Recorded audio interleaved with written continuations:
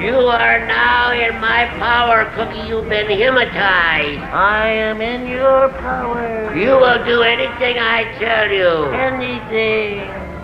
In a little while, I will wake you up. And when you wake up, you won't know that I've told you to do anything.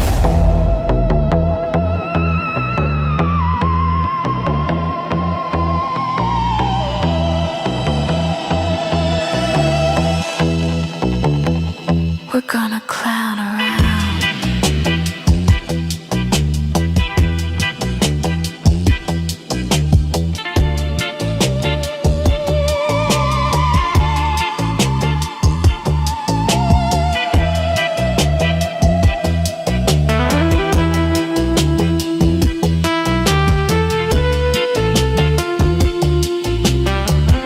Oh, look at this horn.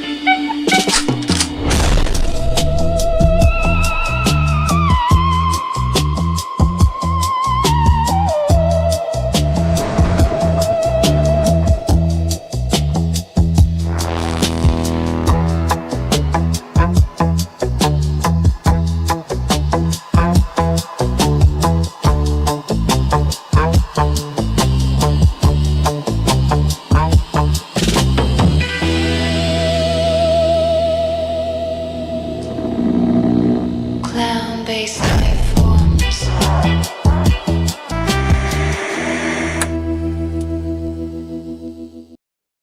Welcome back, gentle listeners, to another episode of Clown-Based Lifeforms. Yes, I am Newsfist. This is my co-host, Aaron C., or as I like to call him, Test Subject 351277. How are you doing, Test Subject? I was having a pretty good day there, boss. And then I'm not complaining, but you know how we're doing the whole like chain to a rock and regrowing the kidney thing? Yes, indeed. Yeah. So I got a bill today. Uh-huh. Are they, again, I'm not complaining, but are they billing me for these kidney extractions? Well, of course. You don't expect me to pay for it, right? I mean, my luxury mansion and yacht doesn't pay for itself. Well, I have the premium Zebulonian insurance plan. Yes, well, that only covers accidental injury. Since this injury that you are undergoing is deliberate, it's not covered by your policy. But don't worry. I have talked to Saul Sheckelstein, and he has agreed to set you up with a very, very reasonable loan, only about 300% APR, which will continue to accrue every week as you undergo all of these, extraction surgeries. Isn't that great? I'm looking through the policy right now. You are correct. It does include these stipulations, but Listen, Aaron, look, if the APR is like a bit steep, right? How's this for an idea? Okay. So as you know, World Graper, my borzoi, he's just been so happy, feasting upon your regrown kidneys. And so I was thinking it is a bit unfair of you to pay for the extraction. So what if we started basically growing the kidneys on the outside of your body, right? You could basically be like a Christmas tree, but covered in kidneys. A kidney tree, if you were.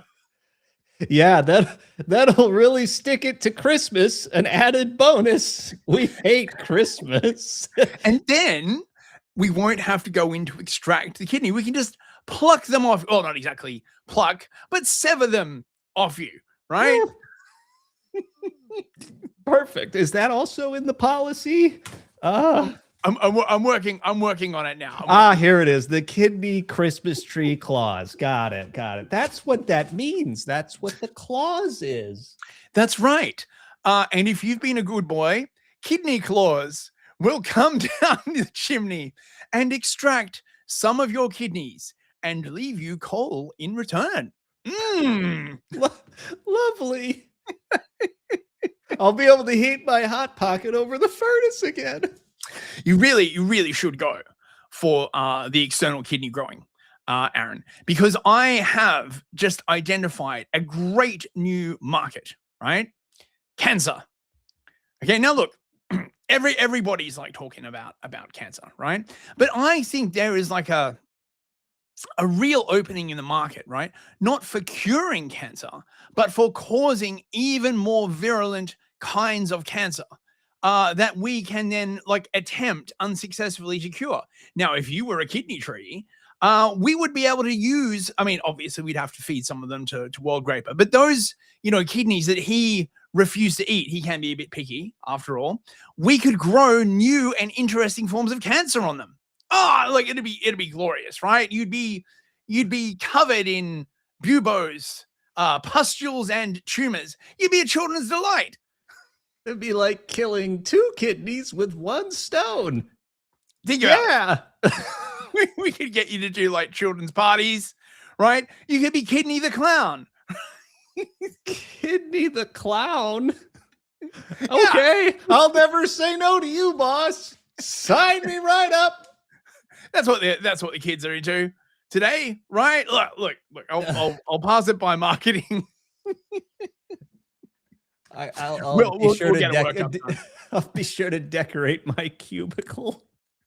See, these are the kinds of genius ideas I come up with at 3 a.m. when I'm reclining in my whirlpool bath, overlooking the vast Zebulonian mountains, hopped up on synthetic hormones that I can only get by extracting from different alien sentient species. It's a hard life.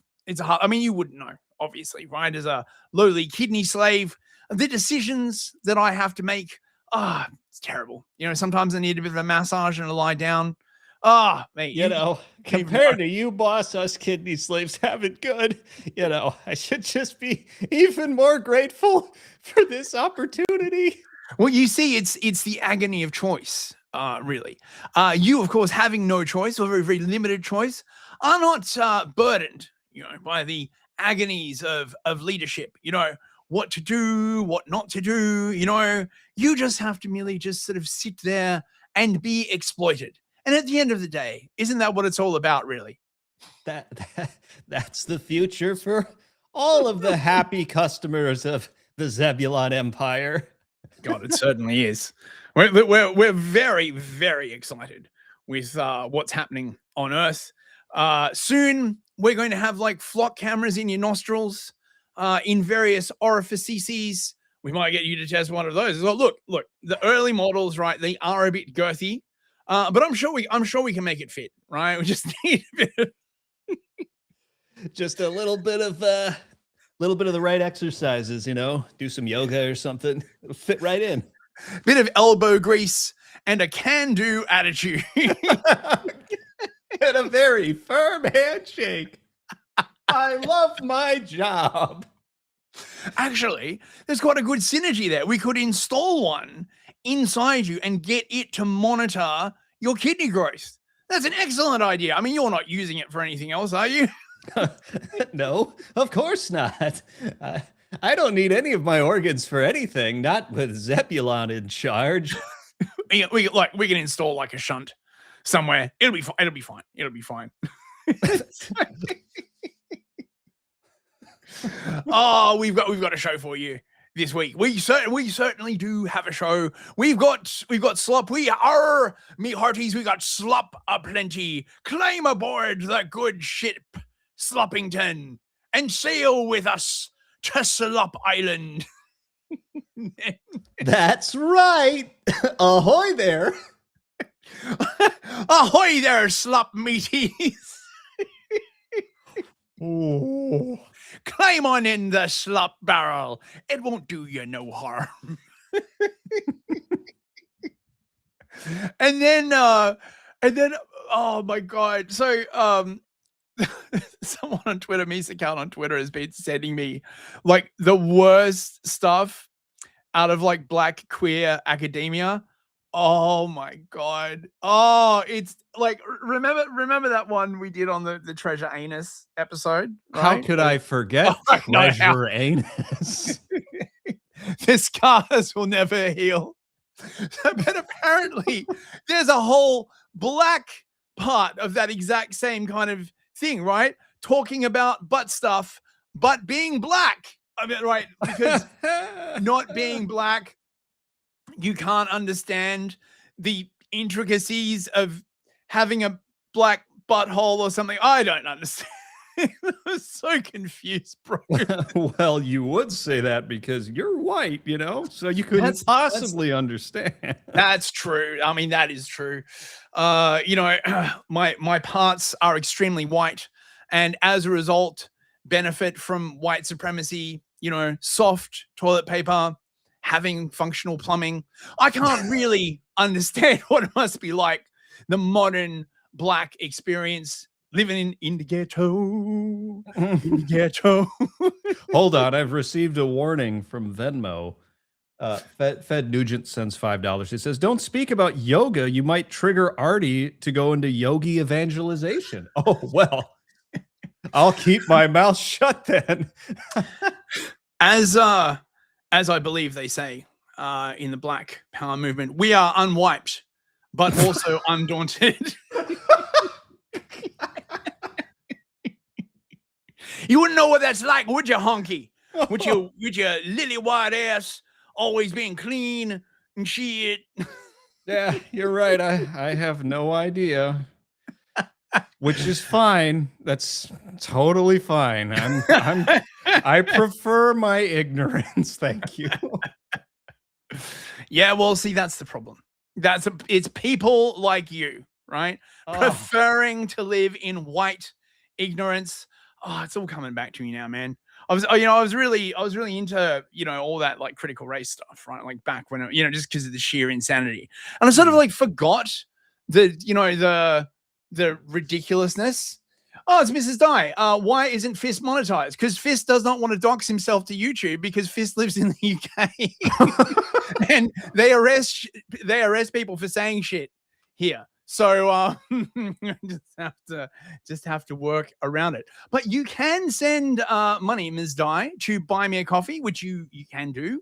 In fact, we already have a supporter, Dissident Knight. Thank you very much, mate. Mr. Mystery, you will steal your heart, son. We shall fight the Tsar menace to the end. We will fight through the poo. We will fight amid the trash. Never regarding the smell. We shall fight them over Bob's and Vagine. We will never redeem. Oh, that's really good. Artie's here as well. Hey, Artie, how you doing, man? I'll just say hello to the chat. Yeah, we got Rhetorically Defective. Good to see you, man. Mrs. Dye, Ardent Party, the mod with the mostest, Arthur and Callie. Good to see you, mate. Dread, Earl Corgi, Andrews Animatics, Top Rob. The gang's all here. Halford Mods, Mr. Mystery. Who else we got? Dissonant Knight, Beef Sleazy.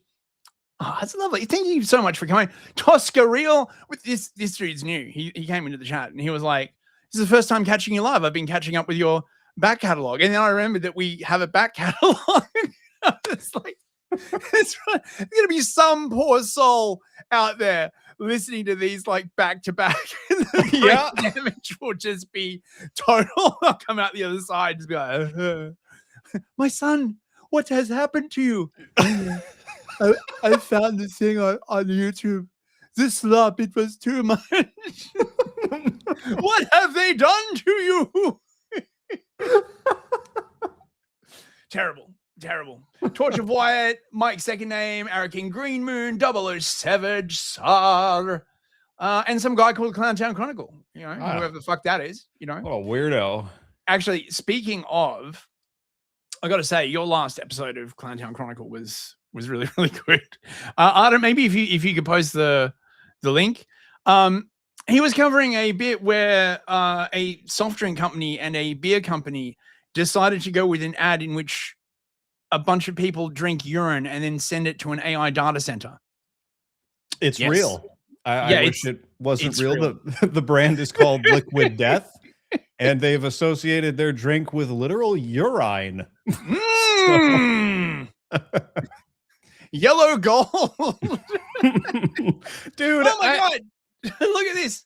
We got Corgi Actual has sent us $50 dues. My God. Oh, thank you so much. Wait. Jizzington the Clown has to get in on this. Where is he? Where is he? Oh, he's excited. Is he working tonight? Oh, look at there he goes. Whoa. Oh, That mate, is that's a big one. He's been saving those up. So disgusting. I still don't know how he gets all that confetti in there. You know, people have asked around the circus, and they're like, "Listen, you don't want to know." So I presume it's quite involved. Well, it's Thank you. Sorry, go on. It's always so nice to see Korgs in there giving us that nice money and stuff. But thank you very much, Corgi. I very much appreciate that, your incredible generosity. Oh, that's. So I really do think of a Corgi on like a yacht, you know, with sunglasses and a martini or something like that, or a Mai Tai. Just like that would be very, very cute.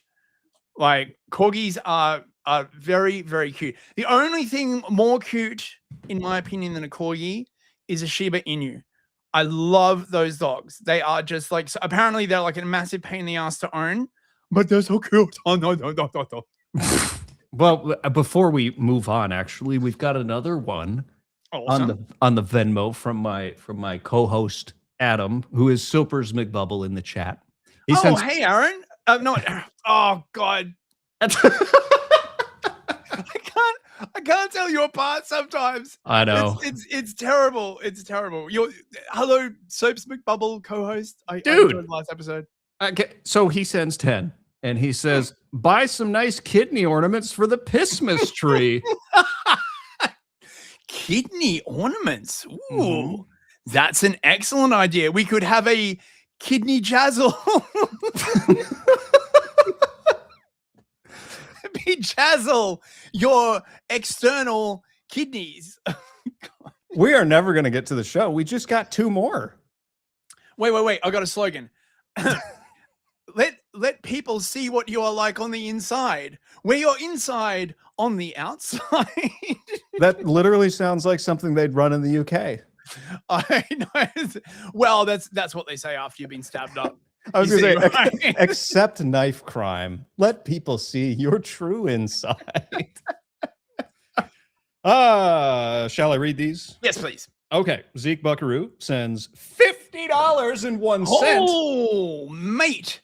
Jizzington's back. Look at him go. Whoa, Zeke is joining the Corgi on the yacht, but his lawn chair is 1 cent higher than the other. He says, happy Slurs Day, brothers. From Zeke Buckaroo, tally ho. Zeke did a great Artie and Fist like image. I'll have to like dig it up. It's fine. Good to see you, Zeke. Thanks very much, man. I hope you're well. And then one more. You got another one, yeah? Yep, that's right. Fed Nugent sends another $5. Says, on the confetti, what is sprayed everywhere must be vacuumed back up. Truly terrifying to witness. He has no idea the amount of vacuuming I have to do after every stream. Jizzington has to eat a lot of microplastics. I'll tell you that much. To get that kind of effect. They call him the micro machine. Right. Let's get on to some slop, shall we? I've got a hearty barrel of slop for you all. Yeah. So someone decided to make a Lara Croft version of Doom. Enjoy. Oh, no sound. Oh my God. Wait, there's no sound. Is there sound on this? Yes, there is. Oh man. We should have done that. We should have restarted the tab before the. Why does it do this to me? I blame the government. I blame Mossad. But like really at the end of the day, isn't it all the same thing?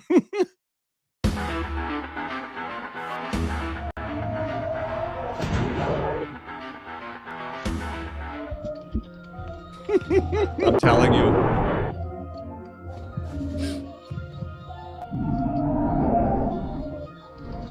It seems like those would get in the way.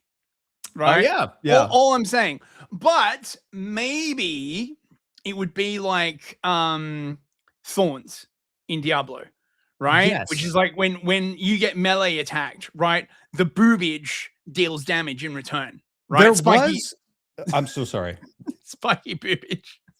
Well, I was going to say there was actually like a Turok spinoff in the late 90s, early 2000s that did exactly this. You played as a female character, and every time you looked down, it looked like this. I can't remember what the game was called, though. They're rebooting Turok, actually, as a Really? matter of fact. Yeah. Speaking of Oh, games, this is great. I love people doing this with AI. I love it. Right. I mean, I don't talk about it much, but I really love video games. I mean, the right kind of video games. You know what I mean, right? I'm Mhm. like, oh mate, I saw my nephew today. He's like playing like Breath of the Wild. He's got a Nintendo Switch. He was like showing me like the map and like, oh, I'm like fighting this mini boss, and I'm like, when you're older, I can introduce you to Path of Exile. You're finally awake. Let me tell you something. They have treated me so bad. They have treated me very unfairly, and quite frankly, it's a disgrace. Listen, Dragonborn, the Imperials are very strong. Very strong. The Empire is very strong here. You know, I have fought mud crabs more fearsome than some of these Stormcloaks. They are so bad. Let me tell you something. This guy, he used to be an adventurer like you. He took an arrow to the knee. Isn't that something? The High Elves are a great people. They are beautiful, tall people. They know a lot about real estate. And do they? What did he mean by this? Salmar are great people, excellent people. Stormcloaks are just pathetic. These Dark Elves are not good people. A lot of them are criminals. Morrowind is a total shithole, if I'm being honest with you. Donald has wares if you have coin. People ask Donald if he has wares, and he says yes. But in order to make a deal with Donald, you have to bring coins. The Giants love Trump. I asked him who he was going to vote for, and he said Trump all the way.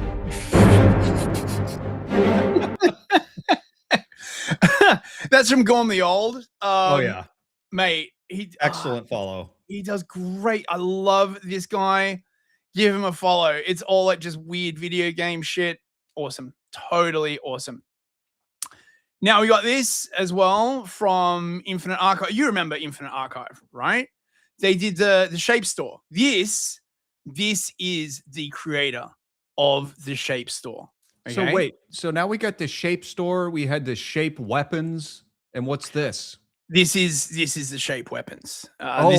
This is more in the adventures of Ray Ray. Listen, I'll let him speak for himself. You heard? Y'all been showing hella love, so I got something real special for y'all. I know y'all want to see this shit. This that little armory. What's good, y'all? I'm super computerized, all-knowing motherboard Ray. How can I help you? Access granted. Welcome to that top secret, federally prohibited, weapon reconstructing, caliber mutating, bin technology modification laboratory. This where shit gets serious. I'ma need inspection on this shit.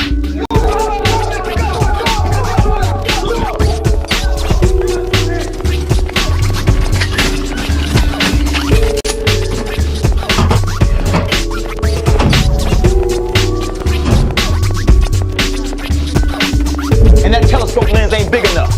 You don't know what the fuck you're talking about.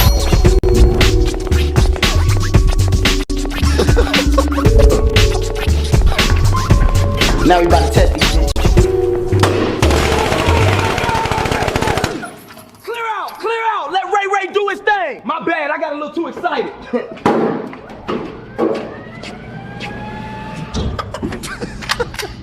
I swear to God, this shit better pass inspection. I've been trying to get this one out for like 3 weeks now.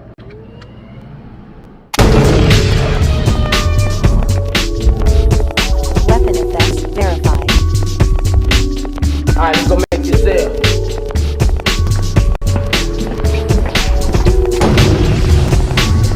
You ain't need to be filming all that. Yeah, I'm gonna be there in 5.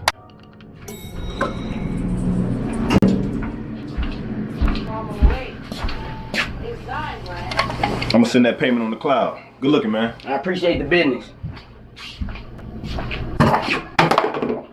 How you doing, miss?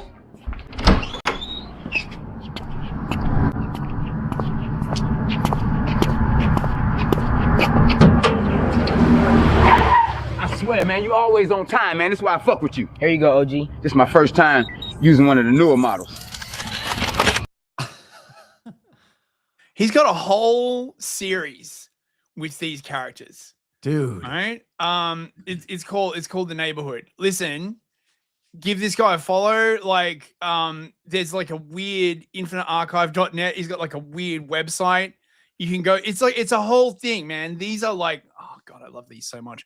But before we get on to that, we got another super chat. Yo. Wait, yeah, hang on. I have to inform Jizzington. He's gonna like this one. Oh. Or at least it would if I could find the goddamn window.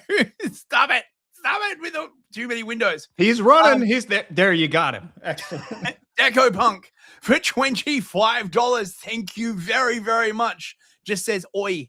Well, oi to you too, Deco Punk. Come aboard the good ship Sloppington. It's a sloppy good time. Are we doing a pirate theme now?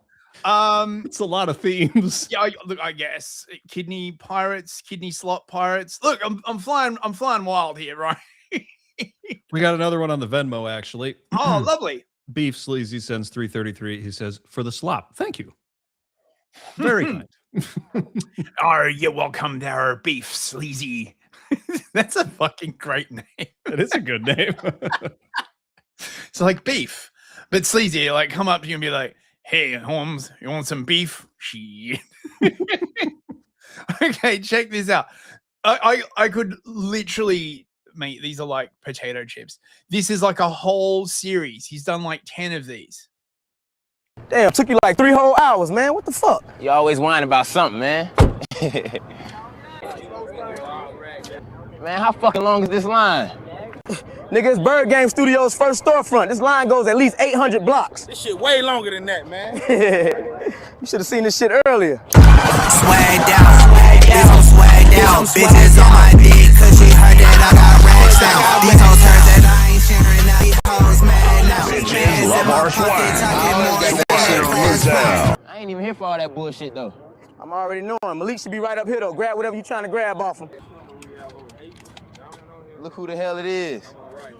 Come on, man. Let me get you right. You gonna like this one, man. Mad MP3 files on here. Reformats the device into various weapons. You already know who I got this from, too. Oh, God.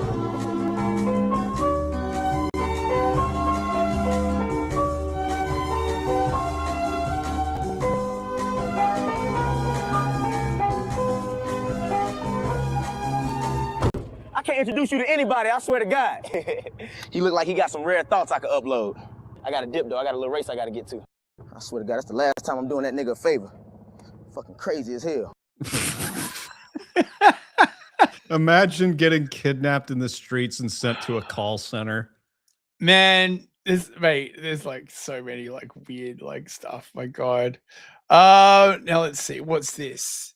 Is this, wait, has this been removed or is this, no, hang on. I think, I forget what this is, but it's in the stack. So we're going to watch it, bros.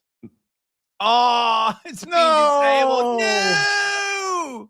What was it? What was it? Oh, man. It had to be pretty bad to get in the stack for this show. Tell you what. I think it was the Lord of the Rings song. The Lord of the Rings song. Yeah, it was, wait, let me see if I can find it. It's probably on YouTube. Goddamn copyright. Lord of the Rings song. You're just going to get down to Goblin Town or whatever the hell that was. No, this is it. This is it. Oh, okay. Found it. I think I speak for everyone here when I say it is very exciting to be in a room with you, Mr. Tolkien. Okay, we loved publishing The Hobbit. Can you tell us a bit about this next book? It's about a magic ring, yeah, given to an heir, yeah, who must destroy all evil, yeah, on a magic quest. What happens next? They walk. Somebody's following them. Walk, hide, walk. Steal some mushrooms. Get on a boat. Walk.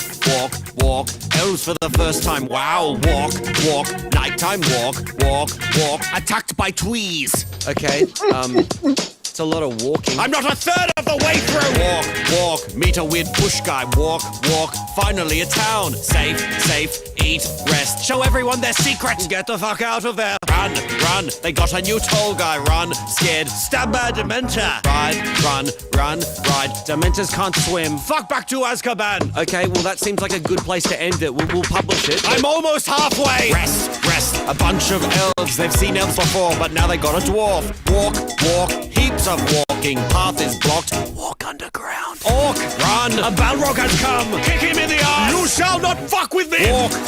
I'm sick of elves. Get on a boat. Bottom is an asshole. Motherfuckers on a magic quest. Fellas in the fellowship doing what they do best. What if for a while they rode a massive hawk? I think I'd prefer if they... This is my book, motherfucker! They'll walk if I tell them to! Get that weak-ass bird shit out of here! Amazing. So, man, this is so good. This is from Tom Cardy. Yeah, animated by Scumhouse Studio. I'd give these guys a follow. Wait, am I following them? Yes. Amazing. Tom Cardy is one of the best. He's so good. Please don't copyright strike me for using that. It's so good. We got a bit more. Before we press forward, actually, we do have another one. Oh my God. It's again Fed Nugent. He sends another 5. He says, look at me now. I'm sorry. Look at me. I'm the kidney surgeon now. I'm the kidney surgeon now. Sorry, my pirate is very weak. I am the kidney surgeon now. You got to do it in Somalian. Well, you know what that's a reference from, right? Of course. I just saw the R at the front end. I couldn't imagine a Somalian doing R. Wait, what would a black pirate? Shit, R. Shar. We're going down to the club, yar. Where the bitches at, yar? No, don't you mean yo-ho? Where yo-ho at? Get it? Oh, man. That was weak. I apologize. Right. So yes, this is from Gossip Goblin. There's a whole series of these. I won't play all of them. Definitely check him out. I think he's got a YouTube channel as well. But these are all sort of like a future horror version of a UK dating show, like Love Island or something like that. And it's horrible. And also I love it. I've never shagged me a dead fella before. He's not dead, you slag. He's reanimated. Show some compassion, babes. Whatever. Same, innit? Do you reckon his bits still work? Be a damn shame to waste a proper majestic package like his. Hey, what happened to Hondo? Oh, piss off, Big Jizz, you big shit stain. Hondo's had a long night of surgery. He needs his rest. Oh, I'll give him a long night, all right. Come here, babes. Hondo got brutally ocean mugsed. Can you imagine getting one-shotted by some water? But he went and surgery maxed his way back onto the show. Gotta admire the grit. I mean, Hondo was already just a beautiful specimen of a man, but now, unbelievable. I cannot express this is so dystopian. Like, it's just amazing. Like, isn't that the host of Trigonometry right there? That's what he looks like. I gotta screen cap this and send that to Constantine.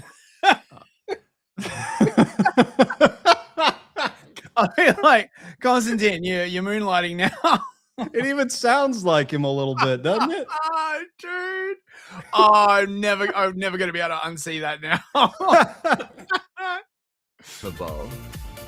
What do you have to say about This is Francis, his co-host.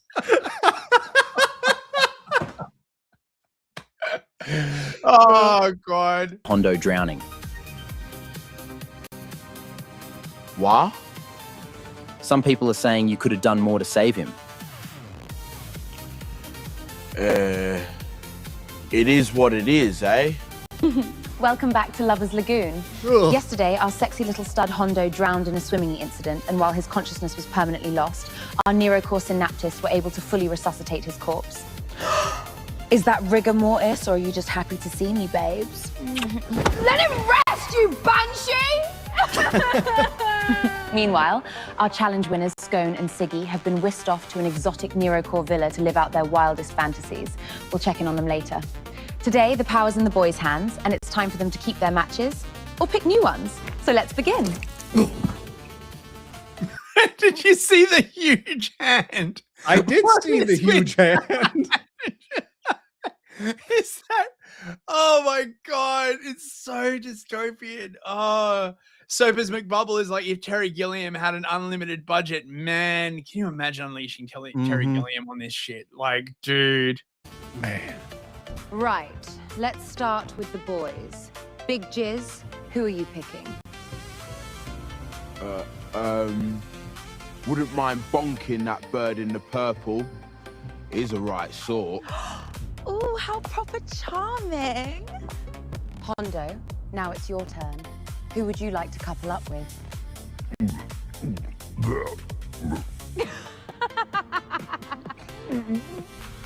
He said Potsy. He said Madonkas, you cunt! And while our sexy singles settle into their new couplings, let's check in on our lovebirds, Scone and Siggy. Piss off. This place is proper posh, innit? These Nerocore geezers know how to live. Tell you what, babes, I could get used to the corpro life. I could.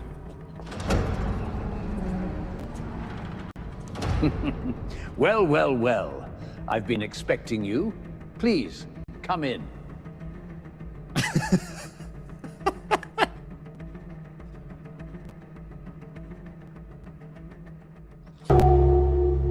Honestly, man, this shit is like some of the best stuff I've ever seen.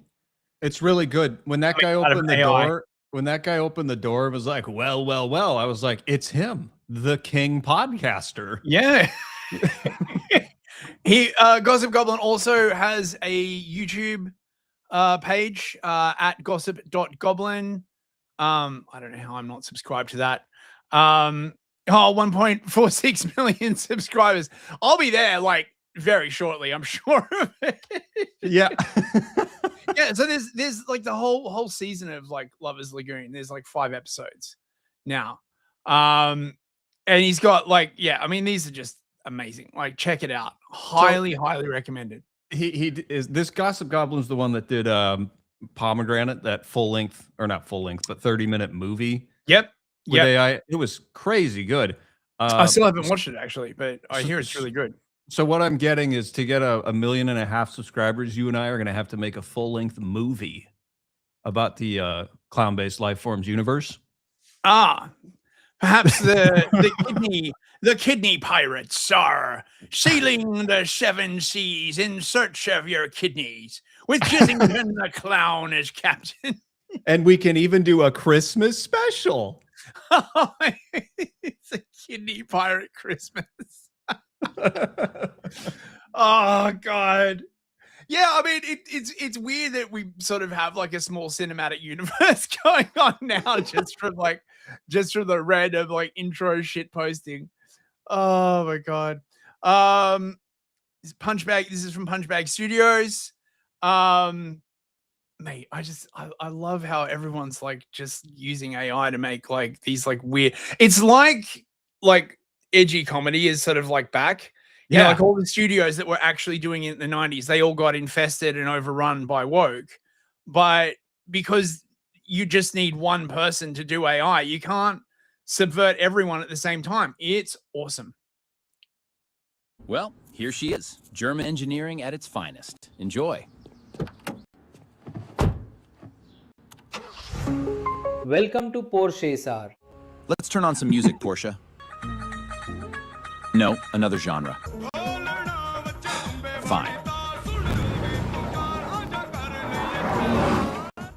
Portia, I need a toilet. Can you send me there? Route set, sir. Portia, I think you sent me the wrong way. Beaches are for shitting, sir.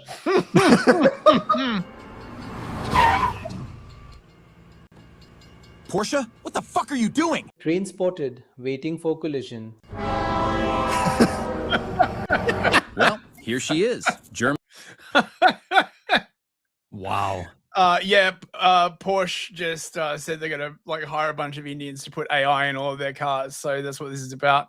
Now, what the hell is that? While the UK is, sort of slowly descending into like ninja hell, right? Which I totally support, by the way. Right? I mean, of course, ninja hell, more like ninja heaven.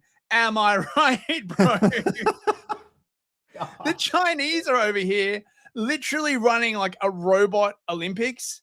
I mean, and I, for one, welcome our new Chinese AI overlords. And I hope, when this podcast gets put into their algorithm, they will search it and look upon me kindly. There's some fucking crazy shit. Check this out, man.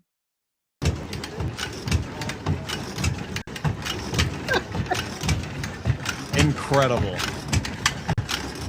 It reminds me of those like rodeo rides the trashy white girls do in like American bars I've never seen one, but I have seen it on like TV. You know what I mean? Are you kidding? We have one of these in every bar in America. I can't believe you haven't seen one. Well, I'm clearly not going to the right kind of bars. Then I guess like what I've never seen one either, man. Have to go to a special Texas theme bar. Where are all the trashy white girls at? Get up on there in the saddle. They all left Texas and were replaced by Indians working for Porsche. I just like what I really love about like this thing is just all the weird crap, right? They're just like, oh, look, we don't care, like, if it's feasible or if it works, bring it along, right? And presumably, right, they'll cull all the crazy people that show up and get like the top 10% and then like take them off to like military testing facilities where they'll try and like refine them into like weapons and shit. Oh my God. Mr. Mystery, I've actually seen and rode one. It's not as crazy as the movies make it out to be. Oh, I see. See, Mr. Mystery's the kind of person who would ride the mechanical bull. Indeed, a man of mysteries. Mm-hmm. Well, that's the mysterious stranger. Just me and the mechanical bull. Beautiful in its way. And we just got like crazy shit like this. Oh, like, hell yes. This is yes. This is great.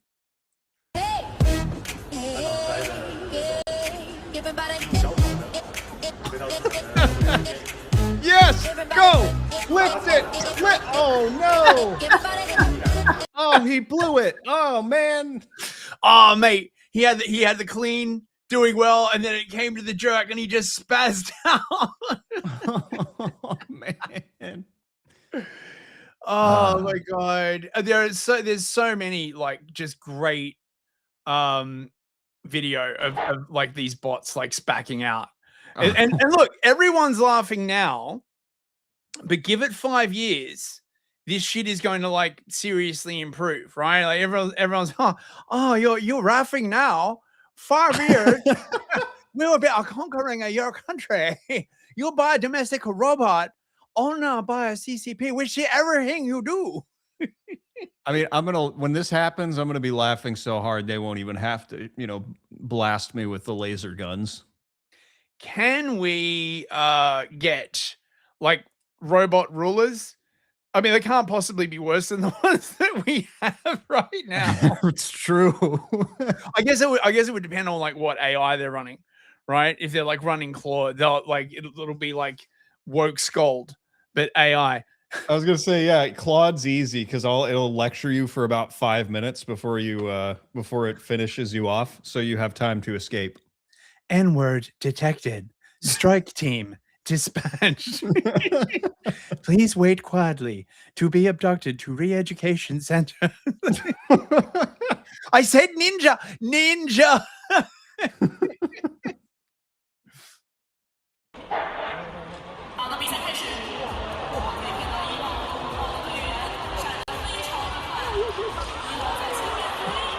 Oh.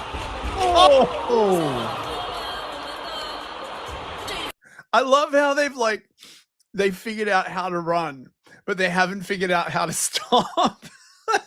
or around a turn.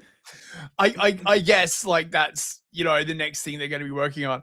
Some mad lad used AI to turn this into people, which is like even better. Check this out.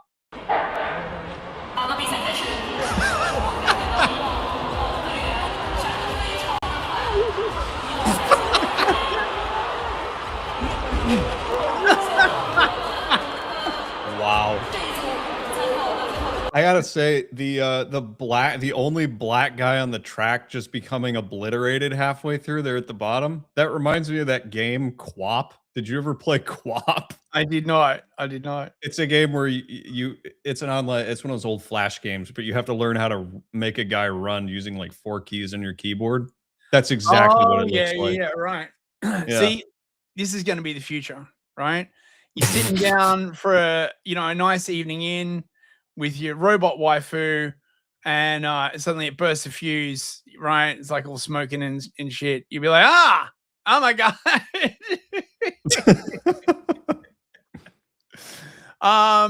Also got this, the standing jump competition.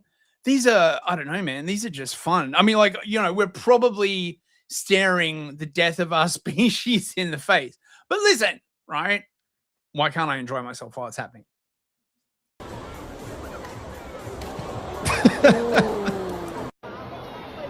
Aw, look at that little guy. No.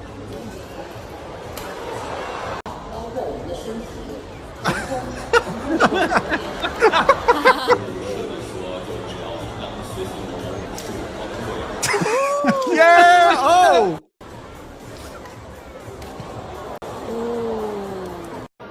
See, they all look goofy. What I want to know is, are they ever going to do robot breakdancing? Because I think, honestly, some of these would be great at that. Oh, yeah. And what's this? Oh, this is another one. I got a bunch of these. Look at that little guy go. Look at him go.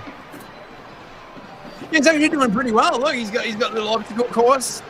Oh, yeah, look at his little eyes. He's blinking. He can see out of those LED eyes. Yeah. Yeah, just imagine him like armed with an AR. Oh man, he's struggling on those weave poles.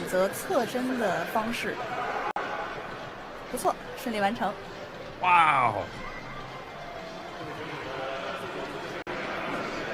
I like his little yellow shoes.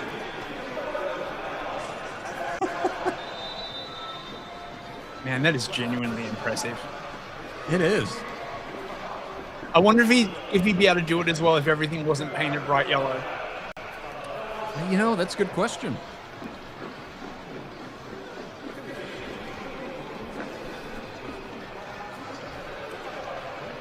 I want to see one of these compete in that like Indian relay race we were watching a little while back.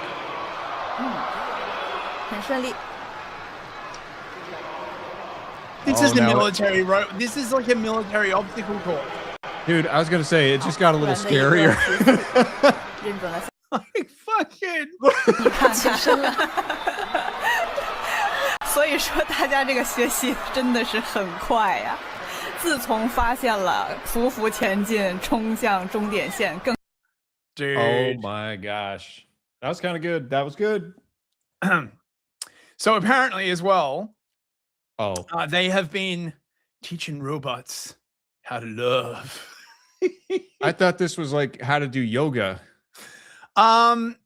It is a sort of yoga, I guess. Apparently they've been putting humans in mocaps. Wait, what does the community note say? I bet the community notes is like, oh right, okay, yeah. So this is a real thing. They're basically doing mocap for love bots. Enjoy.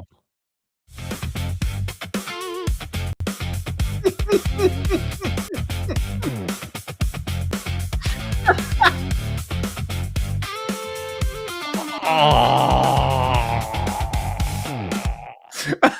Oh no, it's happening. Oh my god. You ready for some robot loving? Oh yeah. Oh my god! As long as they don't squeak like that African robot's jaw. Are you ready to get canceled? Because this will give you cancer. Oh my god, we got more super chats. Wait, I gotta get Jizzington on the case, mate. Right, Okay, he's gonna get him going. be very, very happy. Oh, There is. look at the soy being. He's so happy to see Jizzington.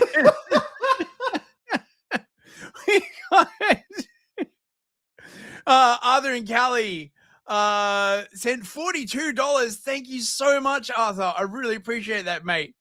Battlefield noises in background. John Wayne, World War II voice. Sending what support I can muster under these war rationing conditions. Since the U.S.-Canada trade war broke out, times are getting dire in America. The constant bombardment of maple syrup drones have made the situation sticky. Best regards, Arthur. When the Canucks came in with their maple syrup drones, it was a sticky situation, by gum. Thank you so much, Thank you, Arthur. And Bryce sent $10. Thank you very much. Since we are looking at AI slop, have you seen the archive between? It is sci-fi D&D ads and 80s commercial style. Yes, we played some of that actually last week. Archive in between. It's very, very good. Yeah. Okay. Right. Back in your closet, Chizzington. Okay. Now, this is possibly like the most wholesome chungus thing I've ever seen, right? Like if you took wholesome chungus, okay, and crystallized soy and you boiled it down and then extracted the freebase soy chungus, this is what you would get. I can't believe this is like a real thing. I'm sorry everyone for having to inflict this on you, but I had to watch it. So you have to watch it. Those are the rules. Wait, we lost sound. I can't hear it. I can't hear the chungus. Oh, God damn it. Hang on. I'm on it. I really got to fix that. I don't know how. Have you considered buying an entirely new computer? I have. In fact, I did. But it's got a really tiny screen. So I don't know what the fuck to do. Right. My life is like a video game, trying hard to beat the stage, all while I am still collecting coins. Trying hard to save the girl, obstacles, I'm jumping hurdles, I'm growing up to be a big boy.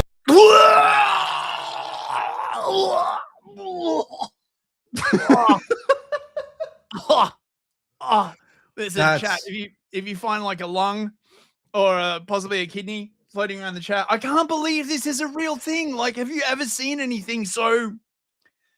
Oh yeah, man. Oh yeah. These guys are all over the place. I don't know what it's like over there, but we got guys like this on every street corner. A battle with the evil ways. I travel far and try and say sorry, but your princess isn't here. Take the rest, I push the pause, level up and move along in hopes that the next stage I will clear. Fucking past, asshole! I'm just trying to keep from dying. It's just a game that we play, and for our mistakes, looking for a better way to play it. Life. Oh, God. Oh, boy. It combines two of my most hated things, soy chungus and is that like shoegazer rock? Like, or is that like commercial pop? Yeah, it's rock. I don't know what you call it.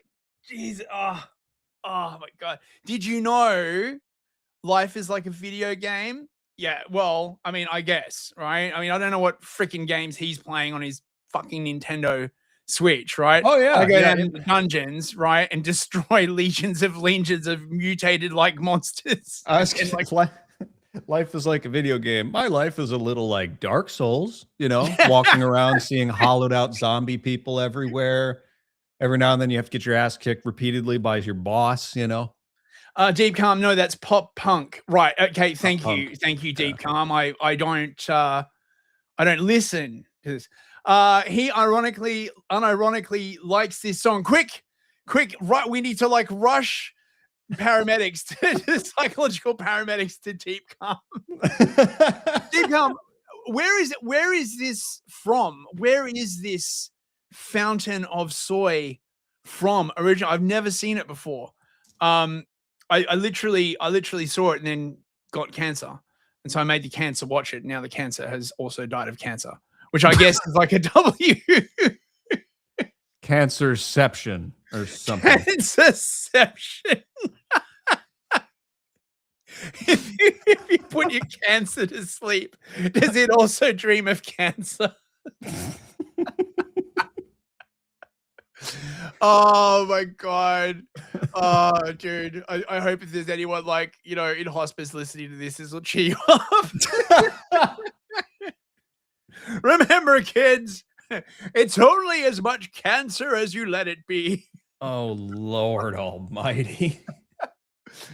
Oh my god. Vorpalanville, this vid is like 5 years old. How have you never seen it? Yeah, I don't know. Okay, right. So apparently this Chungus did not make the song. He did his wholesome Chungusy. Oh, he's got the Fallout Pit Boy on and the oh my god. Oh. Got the Switch. She's got I think that's a Funko Pop wave in the back there, you know. Oh, skateboard. It's real. Skateboard. Yeah. Oh, I am not prepared for Chungus World. I'm telling you, man. 5 years old, you know, COVID was hard on all of us, you know. Oh, right. Okay, that would make a bit more sense, actually, right? We got another super chat. Someone, oh, it's Ardent. Hey, Ardent, $5 Canadian. Thank you, mate, for the buy yourself a new monitor fund. And of course, a cheap ad. I'll put it in chat. Yes, check out Ardent's stuff. That's what he does. He mods for free and we give him advertising in return. It's a delicate ecosystem. Circle of life, really. Well, I mean, at least he doesn't have to become a kidney tree, you know. He got off lightly. Oh, mate. Oh god, I need someone to like make that an AI. I'd ask Arden, but I think he's out at the moment. Usually he's there with his AI setup making like horrible stuff. Arden, you promised me 3 free kidneys. Shh, Arden, don't give away the game, mate. Listen, I'll get you up on the back end. Don't worry, your kidneys are still coming, bro. Right. So okay, so 5 years ago. Okay, so I guess right, that makes sense. We don't really see this level of soy anymore, do we? Or do we? And I just don't hang out on Reddit because I ever tell you about how I got banned from Reddit? No. So it was during the COVID times, and they were talking about the vax, and I commented the section of the Nuremberg Code about unethical medical experimentation. I got fucking banned. Really? I was like, well, I don't need you anyways. I got Telegram. All my friends are on Telegram. Sorry, it was like so crazy. I just quoted the Nuremberg Code. And you would think, right, like all the soy Redditors, oh, the Nuremberg Code, oh, my human rights, it's so awesome. Not that part of the Nuremberg Code. Yeah, it's fucking crazy. Fucking crazy. Let's see what else have we got. Okay, right. I need to go to the other window now. I've now have split the show between Slop and well, I mean, it's not exactly serious, but well, actually, speaking of, we did get $2 from JE. He says that's some Gnostic ass slop, which I don't know how he saw into the future, but I believe he's describing a part of the show. Now, this was quite a good comment. Anti-racist baby implies that somewhere there exists a baby who is very racist, and this is that baby. We found him, ladies and gentlemen. Extra Racist Baby by Chad Bastonrad, illustrations by Giga Chud Billion. Yeah, pretty much. Yeah. I love it. Oh, I love it. I mean, oh my god, it's so good. Someone's got to make an AI children's book of that. Like, really. Okay, so Misakun has sent me a bunch of really like academic stuff. Wait, why is There the you are. computer You're beach back. calling? I thought first, how far did we get into this documentary? I don't know. I was For like, me, it I was just was like listening one. back- It was a long blur of colors, you know, I was listening back shapes. to I was listening back to last week's episode, and we barely got like a couple of minutes in before we went off on some huge fucking tangent about Mansa Musa. That checks out. Play 30 minutes of documentary, go on 40-minute tangent, because that's how we do. That's how we do, right? Let's see where we're up to. As a community, we become conscious. The Europeans who know this are beginning to realize. So they're trying to shut the door on us. Hidden colors, you know what I'm saying? Right? We used to have colors. Then the white man who was against the colors came and took the colors away. That's why we is black as opposed to blue and red.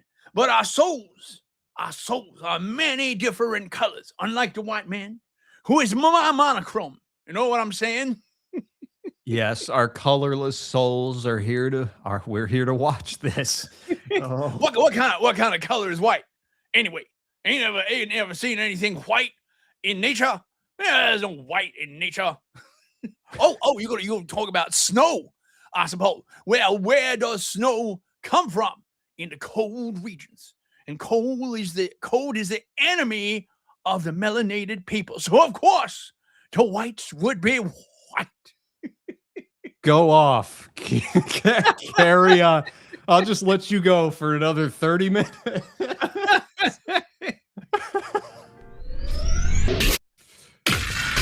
African people established the first dynasties in Asia. When you look at old paintings of Eastern Asian people, you can see the African ancestry in their features. The Japanese were formed when Ethiopians brought South Koreans onto the island and combined with the original people there known as the Ainu. The Ainu now, you're going to find the Ainu in the Philippines. They're going to be called Negritos. You're going to find them in Vietnam. They're called the Champa or the Montagnards. You're going to find African people throughout the Far East. Very dark complexion, very curly hair, wide nose, thick lip. You will also find those with straight hair. You will find those with a more aquiline nose. Some of the first Buddha statues clearly had African features, classical African features. That's not African features. Well, you'll see. So on the theme of this, I have changed my profile picture just for a moment. Uh-huh. Do you see it?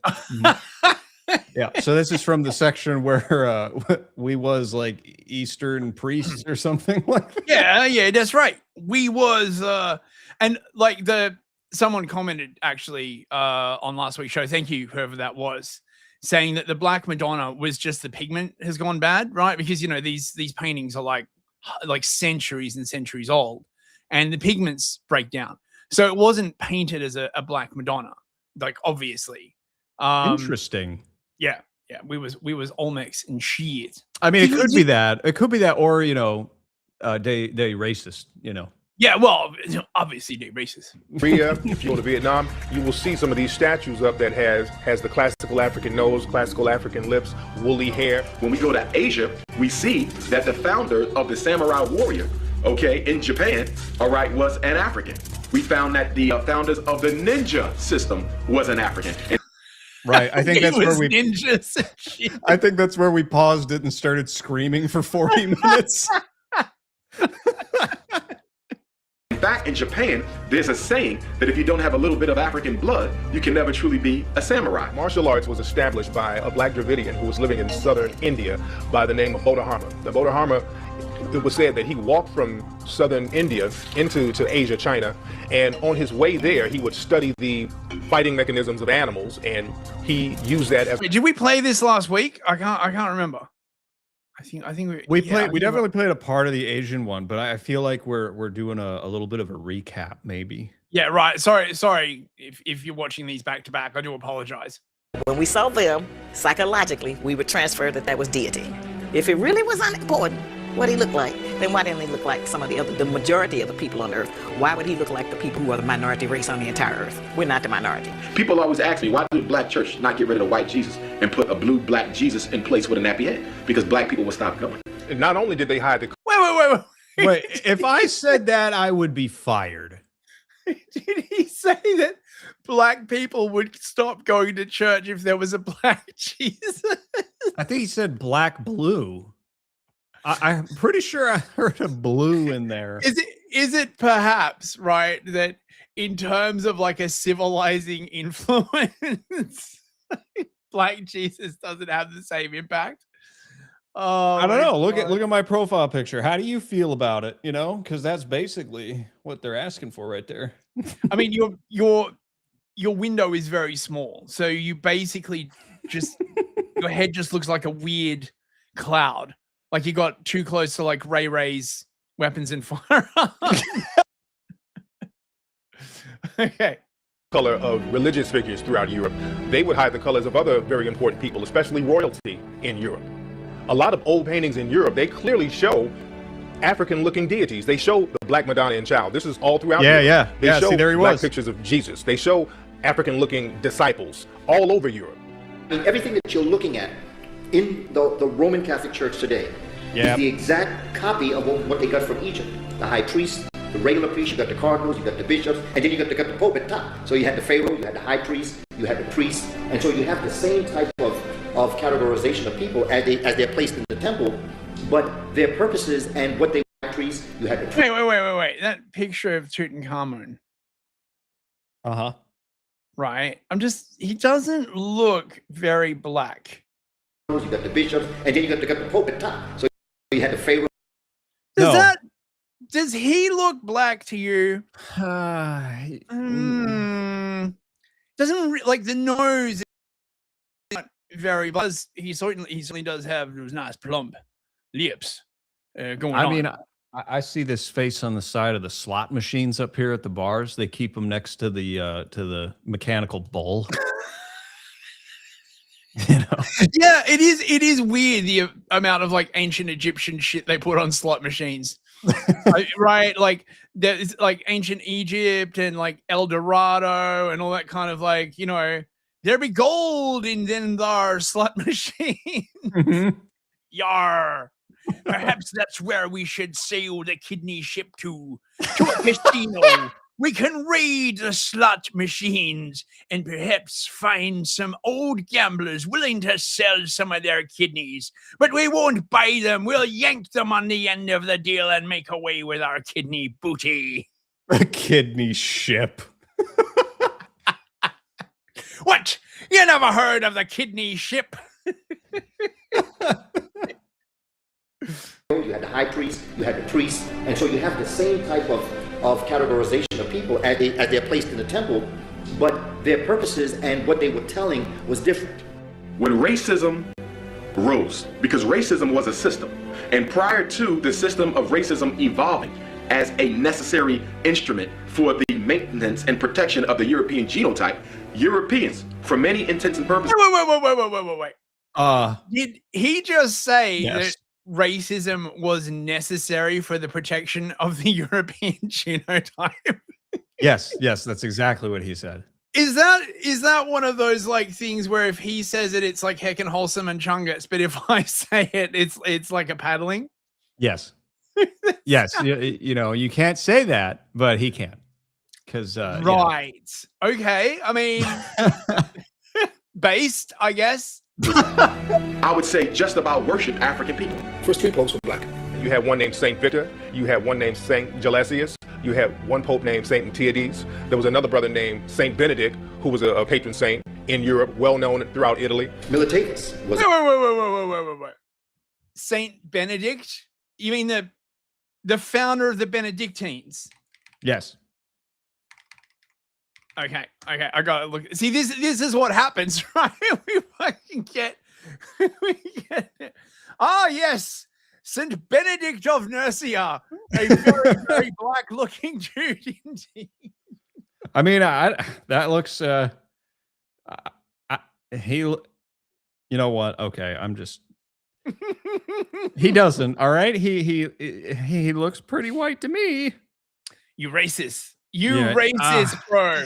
Damn it. I knew you were going to say that. How could you have possibly predicted?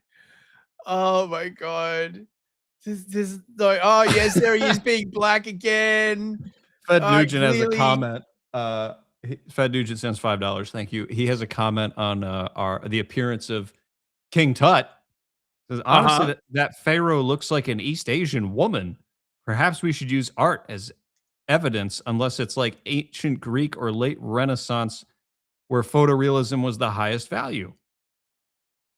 Yes. Shouldn't use art? Shouldn't. I don't know. I think he means shouldn't use art. Because, well, I mean, this goes back to the whole thing where they're like AI generating photos of times that didn't have cameras. Remember that? I do. That was that all the time. Yeah. That was freaking crazy. But they go, it looks like a photo, so somebody was there taking a picture. Now, how do you debunk this photographic evidence? And it's like, if you go, they didn't have cameras back then. They say, you're ignoring the point. Yeah. Or they just say like, the technology was hidden from us by the white man. A black man, in fact, invented the camera back in 1755. But the white men stole the technology for the camera. Yeah. It's Also all tiresome. Oh. Thank you, Arden. The soy being. I mean, I always thought of the soy as like what's that stuff? Not tempeh. You know, the soy, the tofu. You know what I mean, right? Like sort of made out of tofu and estrogen. But that is pretty fucking awesome. Thank you, Arden. It's the soy ghillie suit. 50,000 based gamers used to live here. If you're trying to infiltrate Reddit, this is the ghillie suit that you need. Oh my God. Oh, we lost sound again, damn it. Oh, fucking. If I had to take a drink for every time we lost sound, you'd be like, would be a lot funnier. Well, maybe. And we'd be banned by now. Maybe you'd get all maudlin halfway through. You'd be like, you know what? Yeah, I'm gonna say something. I'm tired of all this shit. I don't know why I'm doing like the black voice. But wait, are you suggesting that when I get drunk, I turn black? I don't know. Because that would be even funnier. Does it depend on what you drink? Right, like so, like if you drink like malt liquor, right, or like Hennessy, then you turn black when you drink. We need to experiment with this, Aaron. If I drink gin, my News Fist impression just gets way better. That was pretty fucking funny. Nicaea. And we've had these brothers who were worshipped throughout Europe and Italy, and we don't talk about it in America, but they're well known in Europe. You have one brother, Saint Maurice, who's a well known martyr and a religious figure throughout Europe, and you see his statues all over the place. God. What? Saint Maurice. Okay, I'm fact checking in real time here. Yes, Saint Maurice. It's because he was Egyptian. He was born, so therefore he has to be black. Do we have any? Yes, very, very black. Oh, this is the picture, right, by Matthias Grunewald in the 16th century. Why does he have white hands? Gloves. Oh, but what? Huh. Let me see. That's do we have an early life? I don't know if you're gonna get one this far back. He's like in Holland. I think. Like medieval Central European art. Yeah, but German, right? No, German Renaissance. Okay, right. So not Dutch. The altarpiece. Oh man, that's pretty. Oh yeah. God, look at that. Fuck, I love me some religious art from this period. When we're in was in Poland. Yeah, me and the missus went to a museum that just had all this like religious art from like the Protestant Calvinist period. Amazing. Yeah, man. For probably 15 years, every art museum I've gone to, I'd spend all my time in there because there's just stuff to look at. Every other section sucks compared to that. And I just love how like none of it is modern. They've got so, you know what a monstrance is? No. Hey, check this shit out, right? So a monstrance is this Catholic thing that they have. Yeah. Where they stick the Eucharist into this little hole, right? And they parade it around being like, fuck you, sinners, right? And this was a development from the belief that the Catholics got that the Eucharist was the literal flesh of Christ, not the figurative, like not infused with Christ's energies, right? Or God's energies, but the literal, actual figure, like literal flesh of Christ. So they'd like stick it in a thing and like wave it around in these like big processions. They're very beautiful. Like look at these. Oh yeah. Mate. I mean, it's a bit too Catholic for me. I mean, no, because the thing is, right, you go, particularly like in the Mediterranean regions, you get this really gaudy shit from the Catholics, right?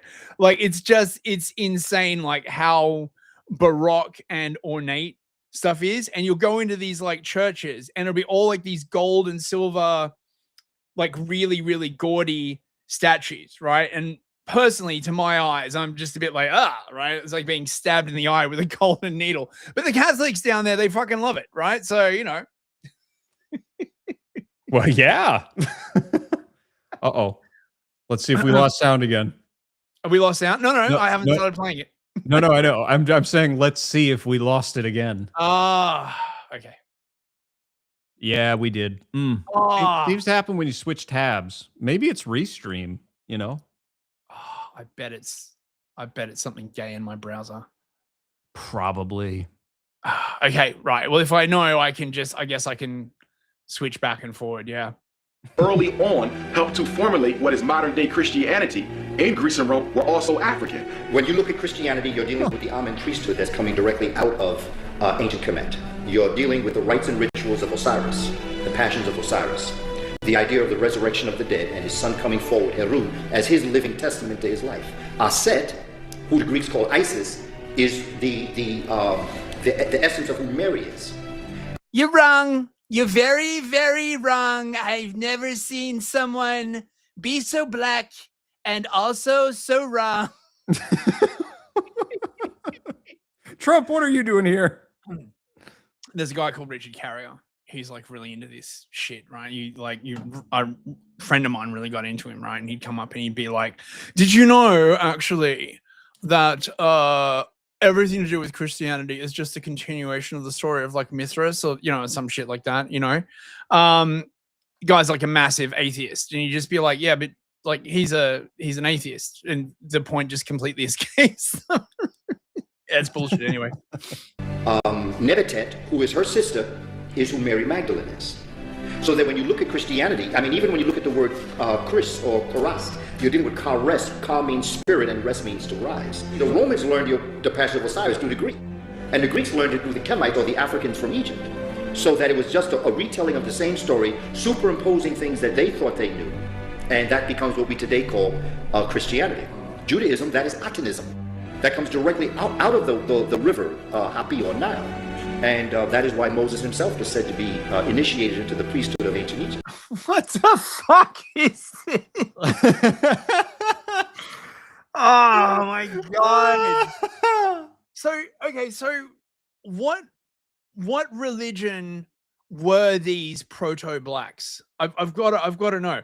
Actually, I've got an idea. I think I sent this to you, that like crazy image of like the aliens having like their conference. Right, listen, okay. Perhaps the aliens can answer this question, bros, okay? I don't know for sure, but if there's one thing that the internet has taught me, it's that AI slop will explain everything. So, this is live. Well, sort of live. From the Galactic Federation meeting, the topic of discussion: wars on Earth and soul rebirth.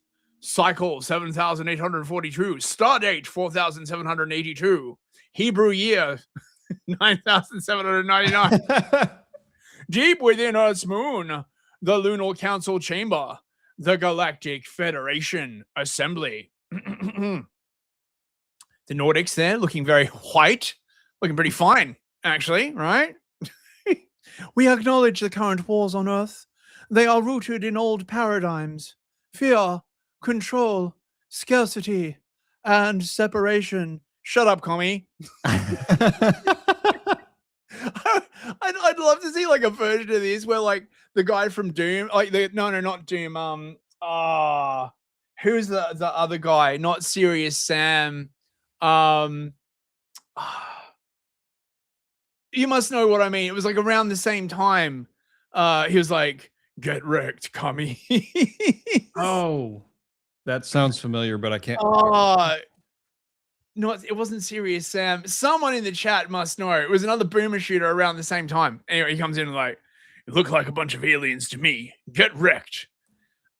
So the reptilian says, yet every soul chooses its path.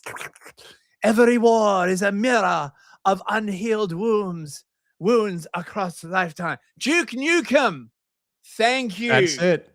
Yep. Duke Nukem. Thank you, chat. Thank you. Another reptilian says, the astral realms observe the disruption. Such conflicts create karmic ripples that affect rebirth, memory, and evolution. Do you have any babies for me to eat? Okay, a bit of accent drift there. Good work. Good work. Thank you very much. Yeah, Photobet's like Liberty Prime. Liberty Prime.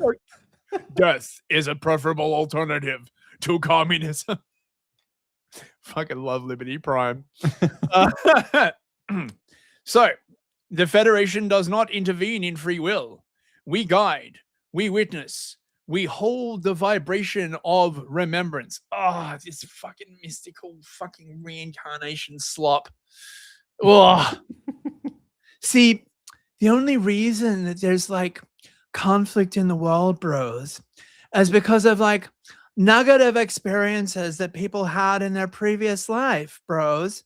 And they fight out these negative experiences on Earth. Well, then this makes okay. this makes no fucking sense, right? Like, yeah, but it sounds good in a fortune cookie, you know, and that's what really matters. Oh god. Glenn Llewellyn and David Icke is fapping so hard. David Icke's gonna rage post at us on Twitter. These bastards won't invite me on their stream. These cowards. Have they seen my purple tracksuit? I tell you what, man, right?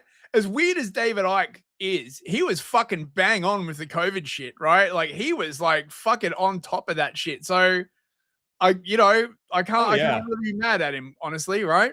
Yeah. Stood up when it counted. Sorry, go on. Nothing. I was just saying David Icke was one of the weirdos in the conspiracy realm that stood up when it counted. And that's where I was like, all right, you have my eternal respect, even if I think you're nuts. Yeah. Well, anyone who has the balls to get up on national TV in a purple shell suit and tell everyone that he's a reincarnation of Jesus Christ. Say what you want, right? But that does take cojones. That's crazy. I have that scheduled next week.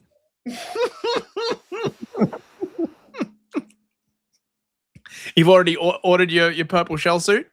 Excellent. Wearing it right now. What are you talking about here? Let me see. What would the Grey's voice sound like? We have monitored human conflict for centuries.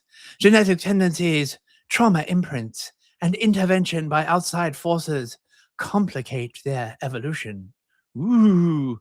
Rebirth is often trapped in the same patterns due to unresolved trauma and collective karma. How can karma be collective? I need like a large fish so I can smack someone upside the head with this bullshit, right? The reptilians' stance was our natural, resources are finite, dominance ensures survival. This is the law of Earth. And where else would we get our babies from? But we recognize that unchecked conflict threatens the soul pool. That sounds like a black theme park. The soul pool? Come on down the soul pool, y'all. We got fried chicken. We got Hennessy. Bring all your brothers and sisters down to the soul pool.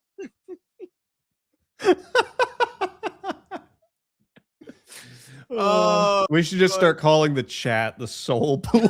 Soul pool. Oh my God. Rebirth becomes suffering, not growth. Fucking, there's so many things wrong with this, man. Like suffering doesn't produce growth. Oh my God, go to church, you bloody reptilian. I cannot go to church. My skin burns when I go inside. They won't give me their children. They're very obstinate. Even predators evolve when the ecosystem of souls is at stake. Woo, the ecosystem of souls. The Nordics perspective. Now, obviously, right, the Nordics being the sort of whitest, and plus she's kind of hot, must be more respected. It's weird. It's weird that like there's no blacks in the Galactic Council. That is a little interesting, isn't it? I wonder why that is. Racism, obviously. Well, right? the Nordics are clearly not racist enough because they're associating with these creatures. Humanity carries great potential, but forgetting is the root of repeating. We advocate for inspiration, not intervention. Souls must remember their divine origin to break the cycles of war and rebirth. So what? Everyone remembers their thousands and thousands of previous lives, and then instead of going insane, we all do a heckin' wholesome communism? Am I reading this correctly?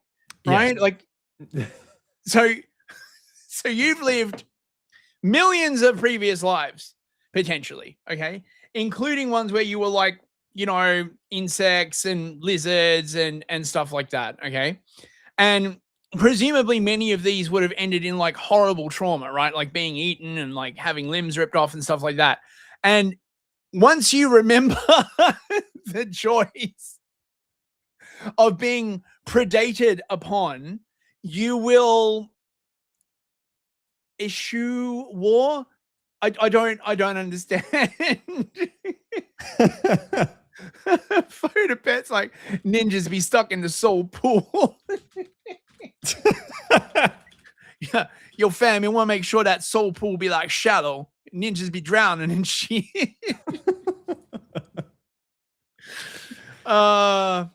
Education of spirit, healing of memory. That is our path. I don't know, it sounds kind of gay to me, right? I mean, she's pretty, but fucking that bitch be crazy, right? Hang on, I'm sending you something. Keep And your eyes finally, the astral representatives, which are basically the Nordics, but without bodies, I guess, right? So like the astral crazy hot white chicks. I guess. Here, check your Telegram. I just sent you something.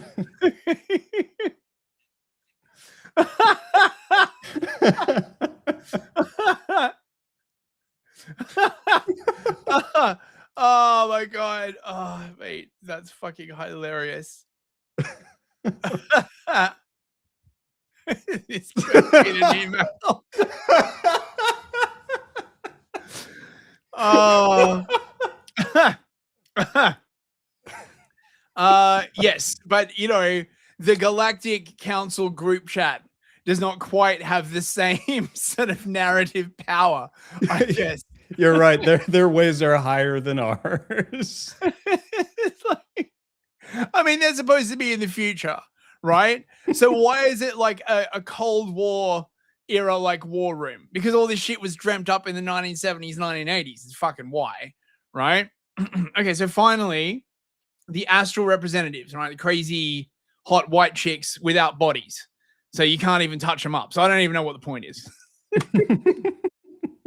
Between lives, souls review. Between lives, souls choose. Oh, yes. Oh, yes. The idea behind... Okay. Reincarnation, as understood by Hinduism, is fucking brutal. You know anything about this, Aaron? No, not at all. I've never read at all about this. Enlighten me. So, under like Hinduism, okay, you are stuck on the infinite wheel of life, destined to be incarnated into a certain caste. And if you incarnate as like a Brahmin, right, the sort of very pale guys who are like the top caste, it's because you are awesome in a previous life. And if you come back as a Dalit, right, who are like the untouchables and the garbage cleaners and all that kind of other stuff, is because you're a bad person in a previous life. And the only way to ascend the caste hierarchy, okay, is to be as good a person in your caste as you can be, right? Right. But this, right, and then there's the fucking Tibetan Buddhist version, which is that literally everything has a soul. So if you want to build a house, you have to like sift all of the soil that you displace for every tiny creature that might be there, like lest you inherit negative karma by accidentally killing them. Yeah, right. Like again, everyone loves all these kinds of people love to like jizz all over like Tibetan Buddhism. Oh my god, it's like so, but actually it was fucking brutal, like really, really brutal. But you know, right? Like it's fine. The soy Westerners believe that a soul chooses where it incarnates. Then why didn't a million people like incarnate as Elon Musk? Because God loves us and doesn't want a million Elon Musks for the love of God. And if there is only one Musk hole, as it were, right? Oh, what now? A Musk hole, right? Like the hole in the firmament that leads to the womb of his mother. Right. So little Elon's soul, he's like floating around, right? Does that mean that like 100,000 like souls like fight hand to hand in order to like get to the Musk hole? Who chooses? Now I'm just thinking of that weird manga where the people have their hole in the side of a cliff, and they like feel attracted to it, and they go into it and turn into spaghetti people. Spaghetti people. Have you seen this? I have not. Oh my gosh, I'll send it to you later. But if this is my point, right? Okay, if everyone chooses where they are incarnated, okay, then who mediates if two souls choose the same body? This is never discussed, obviously, right? Like it's just a way basically to like blame people for their own shit. Okay, so like, well, you know, I realized that you were hit by an improvised explosive device and had all of your limbs blown off, but you chose this life, and perhaps you should reflect on what losing all of your limbs is trying to teach you. Basically, is the way they like they spin this shit out, right? It's actually very brutal, because then you don't really need to have compassion for anyone, because you can say that the reason why they are where they are is purely a result of their own karmic choices. So you can pretend to be enlightened and be a complete and utter douchebag at the same time. Oh, like people with YouTube channels. Yes, I mean those other people with YouTube channels, not us, obviously. Right. Of course. All right, okay. We ask the Federation to support clearing, healing, and remembrance, so rebirth may serve ascension, not suffering. Ah, yes, ascension. This is the idea that, I don't know, we're all going to disappear up our own musk holes and suddenly do a heckin' wholesome communism. Like, yes. Oh, God. Galactic communism. Beef Sleazy's like, I'm trying to remember, how did we get here from the documentary? Listen, I don't know. I'm just along for the ride, man. Like you, me in the chat, we're just here like on our little roller coaster. This entire section could have been an email. Yes, I don't know how I got onto that. It was probably just fool talking about probably talking about Egypt. I bet you these fucking idiots like believe in, reincarnation, all this like fucking other bullshit. Oh, of course. And a strong black soul, brother, reincarnated into the white world full of whiteness with the white people being white. It's an ordeal of civility is what it is. They It's must a have really soul killing. They must have really done something wrong in the last life to be here with all these racists. You know? That's right. Man. Well, I presume the way they would spin that is they would say that the enlightened black brothers are here to like teach the ignorant white man about how to do a heckin' wholesome intergalactic multiculturalism, which is definitely not directed by any like group of spirits. God, you're right, and that is so weird. Okay, let's get back to Hidden Colors. doing this thing again. Literally like 1 minute of documentary and then like 20 minutes of divergence. In fact, today, if you were to go to Africa and talk to the children who've been Christianized, they would tell you that their ancestors covenanted with devils, and this is why black people are in the condition they are today. So turn to Christianity, and of course you turn to the oppressor's religion, and then you eat the gruel that they give you. Of course, you're conditioning that person for another 1,000 years. The falsehood of Christianity has taken a toll on black relationships, because really when women are taught, or women and men, but when you're taught as a female that God and Jesus is white, you're going to look at whites as somewhat of a savior figure, and you're going to look at the men in your life a little differently. Try to just work on. I cannot believe what they say. So when your baby daddy run off, right, and you see like white people, right, like raising kids together, okay, it produces like, unrealistic expectations. Oh my God. Jesus. Lord have mercy. Lord have mercy. Have mercy. Oh my God. That more. We need to stop going to church every Sunday, trying to get along with them and try to get along with the people. Leave home, man. Go to church and go in there, and then they love the pastor and they love Jesus because there's no accountability. Jesus ain't gonna say, pull your dress down, come in off the street, go clean up the house. Jesus ain't gonna tell them that. And if excuse me, what the fuck am I? Listen, she's wearing the hat and the shapes on her shirt. You have to believe. She has the head shape. Actually, you know what that hat is? I think that's meant to be one of the crowns of Egypt. You know about the crowns of Egypt, right? Of course. The two becoming one?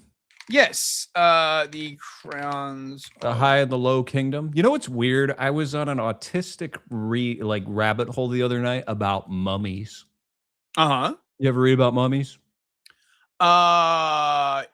Sometimes. I used to be like really into that stuff. That is some weird shit, dude. I was very much enjoying that rabbit hole. So I think, see, what she needs, right, is this little thing sticking out the front, right? Oh, yeah. Little, like cat toy, basically, like sticking out the front. See, that's the crown of Lower Egypt. the desert and the red land, Horus, Wadret, and Nief. And this is the head jet. The head jet.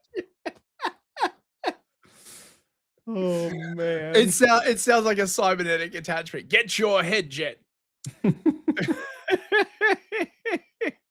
Man, they got a bunch of them.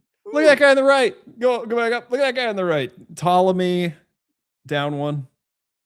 That one.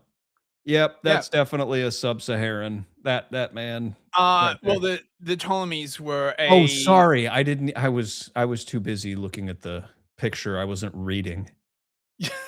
Ptolemies were literally was it a Greek or Roman dynasty? If I recall. Wow, there's all kinds of crowns. I didn't realize. I only knew of the upper and the lower crown. Yeah, See, we got to get all some of kinds these of stuff, right? Yeah, we got to get some of these for the stream. You know, nobody has to know. We can just stand here, sit here, whatever, and just wear those hats, and nobody will care. Yeah, that's a good idea. I want the one that's got like the little cat toy. Well, I was thinking, right? you get the high kingdom, I get the low kingdom. You know. I would be, I'd be cool with that. You know what I mean? But I thought it'd be funny to podcast with a little cat toy bobbing in the front, and then the cats can like walk across my keyboard and like attack my face. Yeah, and then afterwards you can go out and it extends and you can suck the nectar out of flowers and stuff like a butterfly. Gee. If you do, they ain't gonna listen to that.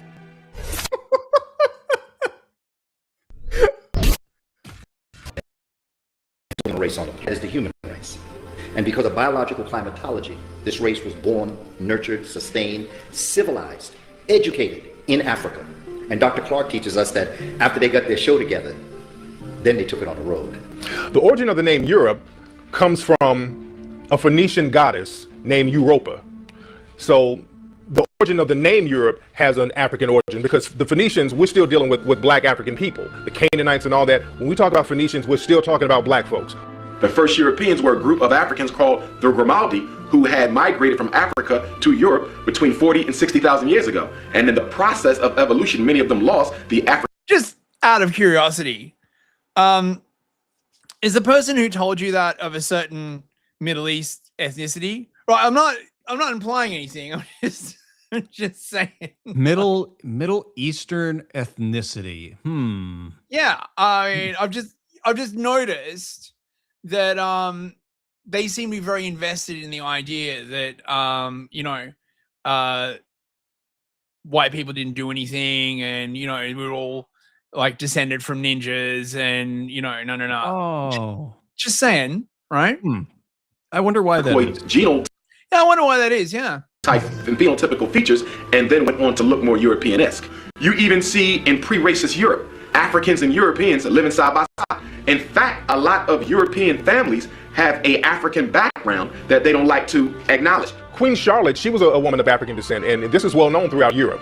There was another guy, King Charles. Many people say that he has an African origin as well. That he. What the fuck? So we got two whole African descended people. Yeah. King Charles, huh? Okay, which Charles? Is that meant to be Charles the First or Charles the Second? Chat, does anyone know? He has African ancestry. King Charles was referred to as the black boy growing up because he was so dark. And they have pubs over in Europe now called the Black Boy Pub or the Black Boy Inn. Are you sure that isn't just actual like racism though? Yeah, that's not what that means. What does it mean? What does that mean? Something different over there? Yeah, well, like back in the day, you could just, make stuff about like so. For example, I got a bunch of these like little ceramic gollywogs that were like sold with like chocolate bars, like back in the day, right? We were trying to sell them, but eBay won't take them because they'd be racist and shit.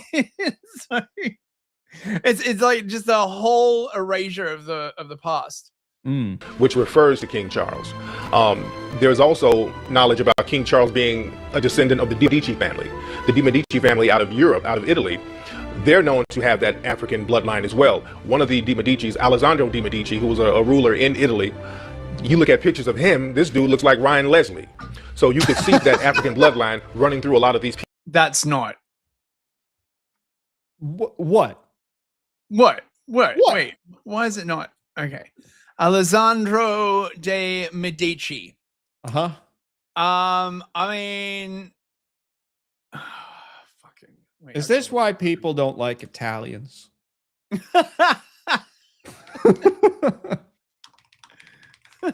Alessandro de Medici. Yes. So they like find one picture where the poor guy is in a dark room, and they're like, "Yep, that's our guy." Is that how this works? Oh man! Wow! Look at that. He's very black. I can't believe. Why do we? I'm sorry, but it's just it feels like we're playing pretend with people because we feel bad for how stupid they are. Like that's what this feels like. Yes, I mean, look at that. That's a very black nose he's got there. Well, hey, right there. I don't know. I'm starting to wonder. Is that the same? Yeah, look at it. Right, they've just taken this image, and they've just changed the color on it. Yeah.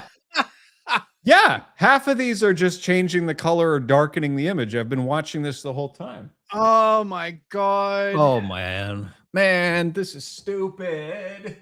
Wait, I'm probably gonna have to like reshare the. Oh yeah, thing so probably. the audio doesn't like do its like retarded. Here you go. Right. Pictures of him, this dude looks like Ryan Leslie. So you could see that African bloodline running through a lot of these people of royal descent. There were blacks in Scotland. There was one black Scottish king named Kenneth the Dub. There are figurines of and carvings of black Scots. The Celtic Druids was the... Wait, what the... look, I'm sorry. I Kenneth the Dub. We're gonna fact check all of these. Well, aren't I'm like, what the hell even is this? we?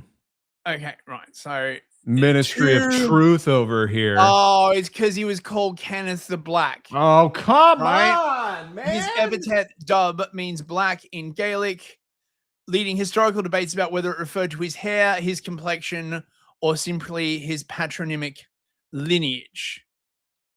Oh God. I'm kind of... This is so fucking stupid. Wait, where's the picture? Yes. Clearly a very black man. If you squint real hard, he's kind of blurry. Why is there a picture on the search thing, but there is not a picture on the Wikipedia page? You lied to me, Wikipedia. Oh God. Oh, this is so it's like just watching history get mangled before your very, very eyes. Yeah, man. Because history is just as good as imagination, I mean, I guess. Wouldn't be so bad if they weren't plotting a goddamn frickin' genocide on us. You know what I'm saying, right? That's true. It wouldn't, yeah. When you put it like that, now I'm sad. Yeah. Well, I hope you know how to use a gun. This is a secret technique that will come in very handy in about 5 years. The African priesthood that had gone into Europe and had inhabited the islands of what we today call Ireland, inhabited what we today call so-called Great Britain, Scotland, and Wales. It inhabited Holland, inhabited Denmark, was all up in there. Many Greeks and Romans were biracial, to use a modern term, which they didn't use back then. They were biracial. Their look, could not readily on the surface be absolutely identified as European or black because many of them was of a biracial stock. Hannibal Barca, the great military genius, he comes from an African background. In a lot of movies and television shows, they will try to Europeanize and whiten up the image of Hannibal Barca, but he was definitely a man of African descent. There are even coins throughout Europe and North Africa of Hannibal showing him. You there? Uh-oh. Are you muted? You might be hardware muted. Isn't that what happened last time? Sorry. Yes, I was muted. Wasn't Hannibal from like North Africa? I think so. Shoot, I should know that. I feel really dumb right now. You want me to look it up? The way they like just compress like Africa down to like, it was Africa. See, here's my problem. If I look up Hannibal, I get the Netflix series. Carthaginian general born in North Africa. Yeah. Yeah, because that's right. Because Carthage was like, wasn't Carthage like where northern Egypt was, or was it? Where was Carthage precisely? Digital Floyd says Hannibal was Moorish. There were Phoenicians from the Levant. Right. So, okay. Sorry, Tunisia. See, thank you. Right. See, chat has got it. So it was like Tunisia settled by the Levantines. He was black and shit. Many historians say that there's a coin of a black man and there's an elephant on the other side, and people say that that is Hannibal. Yes, Hannibal Barcus was one of the greatest warriors that ever lived, and what he did, what he accomplished, is now still a matter of study in all of the world's military colleges. What he did by bringing together, he had the power to bring different factions together. He had different the Celts. He had the African horsemen. He had different types of armies. So when he went against Rome, they didn't know who to fight because there were so many different styles of warfare. And when you had such a genius and a brilliant man at 22, actually orchestrating after his father, of course, taught him everything that he knew, brought him on campaigns to teach him. He came back. Is that meant to be a picture? Yes.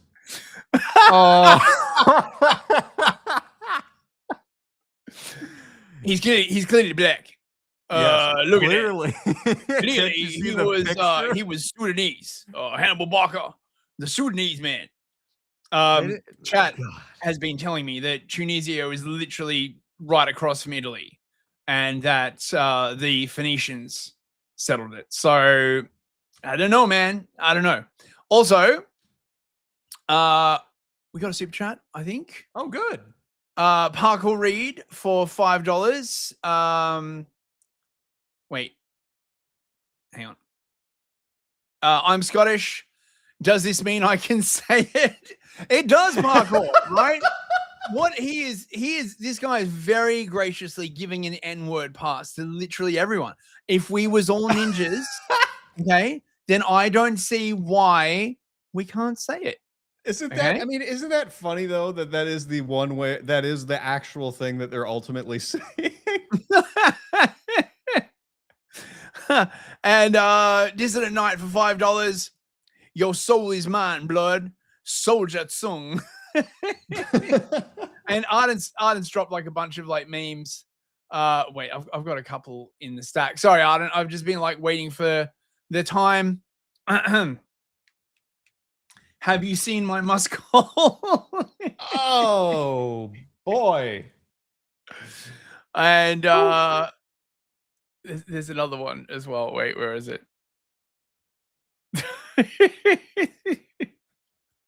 The fate of the white man is at stake. Man, Yakub looking girthy in that picture. You know what I'm saying? Can we show that on the stream? I don't know, but we're doing it. We're doing it. Thank you, guys. Wow. Oh God. It's another stream where my abs already hurt. We're 2 hours in. Listen, them's the rules. Okay. If you finish a stream without your abs hurting, we have not produced sufficient chuckles. Right. And Jizzington's brother Chuckleworthy will be around with like the foam bat, right? You know where he's gonna like put it, right? So he has a brother. Yes. Can we get two confetti blasts coming in from this side? Chucklesworth and Jizzington don't get along. They're estranged after the horrible circus accident. They used to be conjoined twins, actually, and then a horrible circus accident ripped them apart. Are we gonna have lore for this too? Yeah, fuck it, why not? We got for the lore freaking jizzing clown on the side of the. Oh my God. Oh.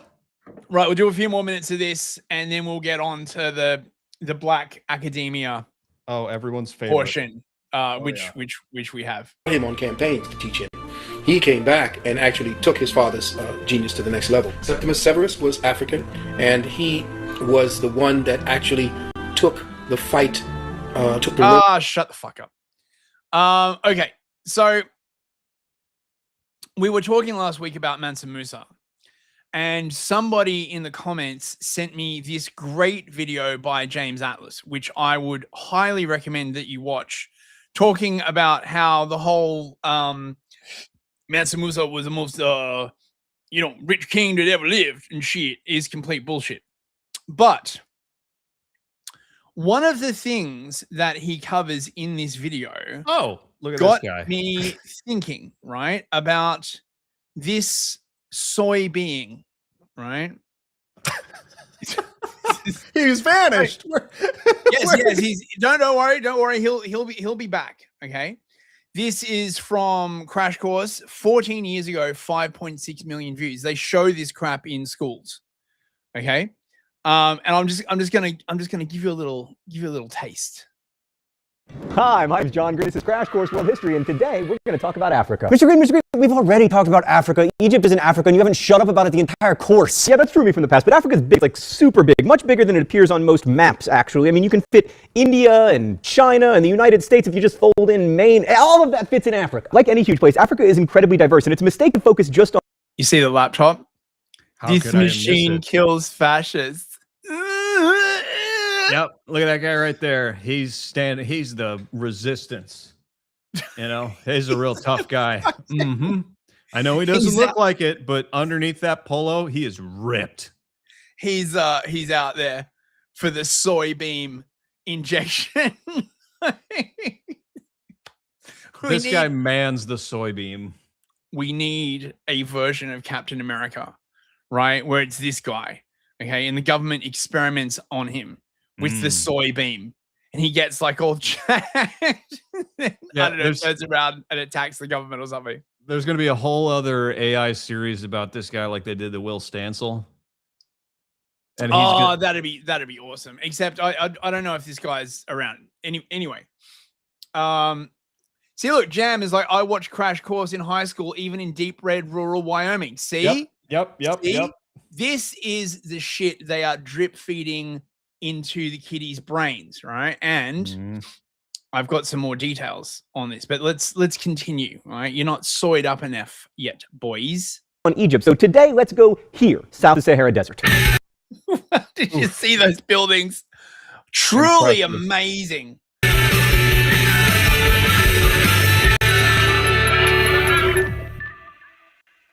First, let's turn to written records. Oh, right, we don't have very many, at least not written by sub-Saharan Africans. Much of Oh, why is that?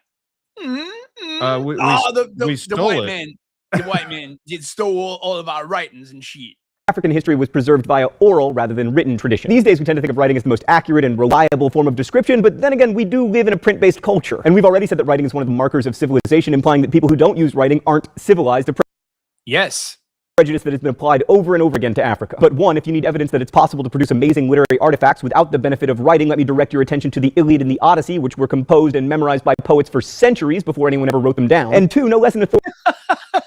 But then they did though. They did write them down eventually. What's what? The Africans, in fact, have their own epics that are much more detailed than the Iliad and the Odyssey. It's just that the white man made us forget because they were scared of our power. You see? We stole their pencils. Then Plato said that writing destroys you by leaving. And three, you think oral tradition is uncivilized, but here you are listening to me talk. But we do. Oh, fuck. Oh, God, this is so insufferable. I'm sorry, chat. He said reading from the teleprompter. Listen, I am going somewhere with this. I'm not just torturing you all needlessly. have a lot of interesting records for some African histories, including the legendary tale of Mansa Musa. By legendary, I mean some of it probably isn't true, but it sure is important. Let's go to the thought bubble. So there was this king, Mansa Musa, who ruled the West African Empire of Mali, and in 1324-ish, he left his home and made the Hajj, the pilgrimage to Mecca. He brought with him an entourage of over 1,000 people, some sources say 60,000, and most importantly, 100 camel loads of gold. I wish it had been donkeys, so I could say he had 100 ass loads of gold, but no, camels, right. So along the way, Mansa Musa spent freely and gave away lots of his riches. Most famously, when he reached Alexandria, at the time one of the most cultured cities in the world, he spent so much gold that he caused runaway inflation throughout the city that took years to recover from. Yeah, apparently that's all bullshit, right? Like check out James Atlas's video on this. He like goes into the sources. It's all bullshit. Okay, right? But again, as like Nunya Fist is trying to harvest our loosh. They're on the delicious loosh. I must have it. All right. He built houses in Cairo and in Mecca to house his attendants, and as he traveled through the world, a lot of people, notably the merchants of Venice, no thought bubble, like actual merchants of Venice, right? They saw him in Alexandria and returned to Italy with tales of Mansa Musa's ridiculous wealth, which helped create the myth in the minds of Europeans that West Africa was a land of gold, an El Dorado, the kind of place you'd like to visit, and maybe, you know, in 5 centuries or so, begin to pillage. Thanks. Oh my God, no, the pillaging. Okay, this I've had about as much of this as I can fucking withstand, quite frankly. Okay, right? Fair enough. Okay. So, being the autist that I am, I was like, wow, this looks like glow bait to me. Okay. The art style, right? I don't know if you've you know Kurzgesagt? You ever watch Kurzgesagt? Oh yeah. Okay. Yep. So Kurzgesagt is funded by sort of academic glowy money. Okay, that's how they, you know, they do the animations and stuff, and that's why they push the message that they push.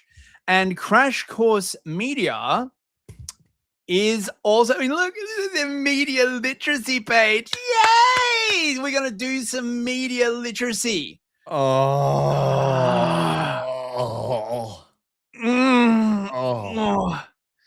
Shall we have a look? Yes, absolutely. We have to learn. I have to learn about media literacy. Have an introduction to media literacy. Now, I want all of you people watching to pay attention, okay? Because clearly you cannot be trusted, okay, to like just watch media. The media might say things that are against the narrative, and the narrative must be protected at all cost. Anyone questioning the narrative will have their testicles harvested. Man, imagine coming up with a term like media literacy and making actually watching television boring. Well, I first became aware of the concept of media literacy during COVID, when they were like, oh, you know, this is why, you know, you don't want to listen to people telling you that like the vax is like dangerous and shit, and why you should like totally wear a mask and be like the goodest goy you could be. I mean, you remember all of that, right? Like anyone who counter signaled the vax or the masks or anything was controlled by like shadowy far right antiseptic. Yeah, the worst, always the worst. You know, I know. I'm a podcaster. I know what it's like. All right, chat. Are we ready to learn some media literacy? Oh, God, I can't wait. Don't know how much I'm going to be able to get through. This is probably going to give me COVID flashbacks. Oh, we lost sound again. Oh, fuck. Wait.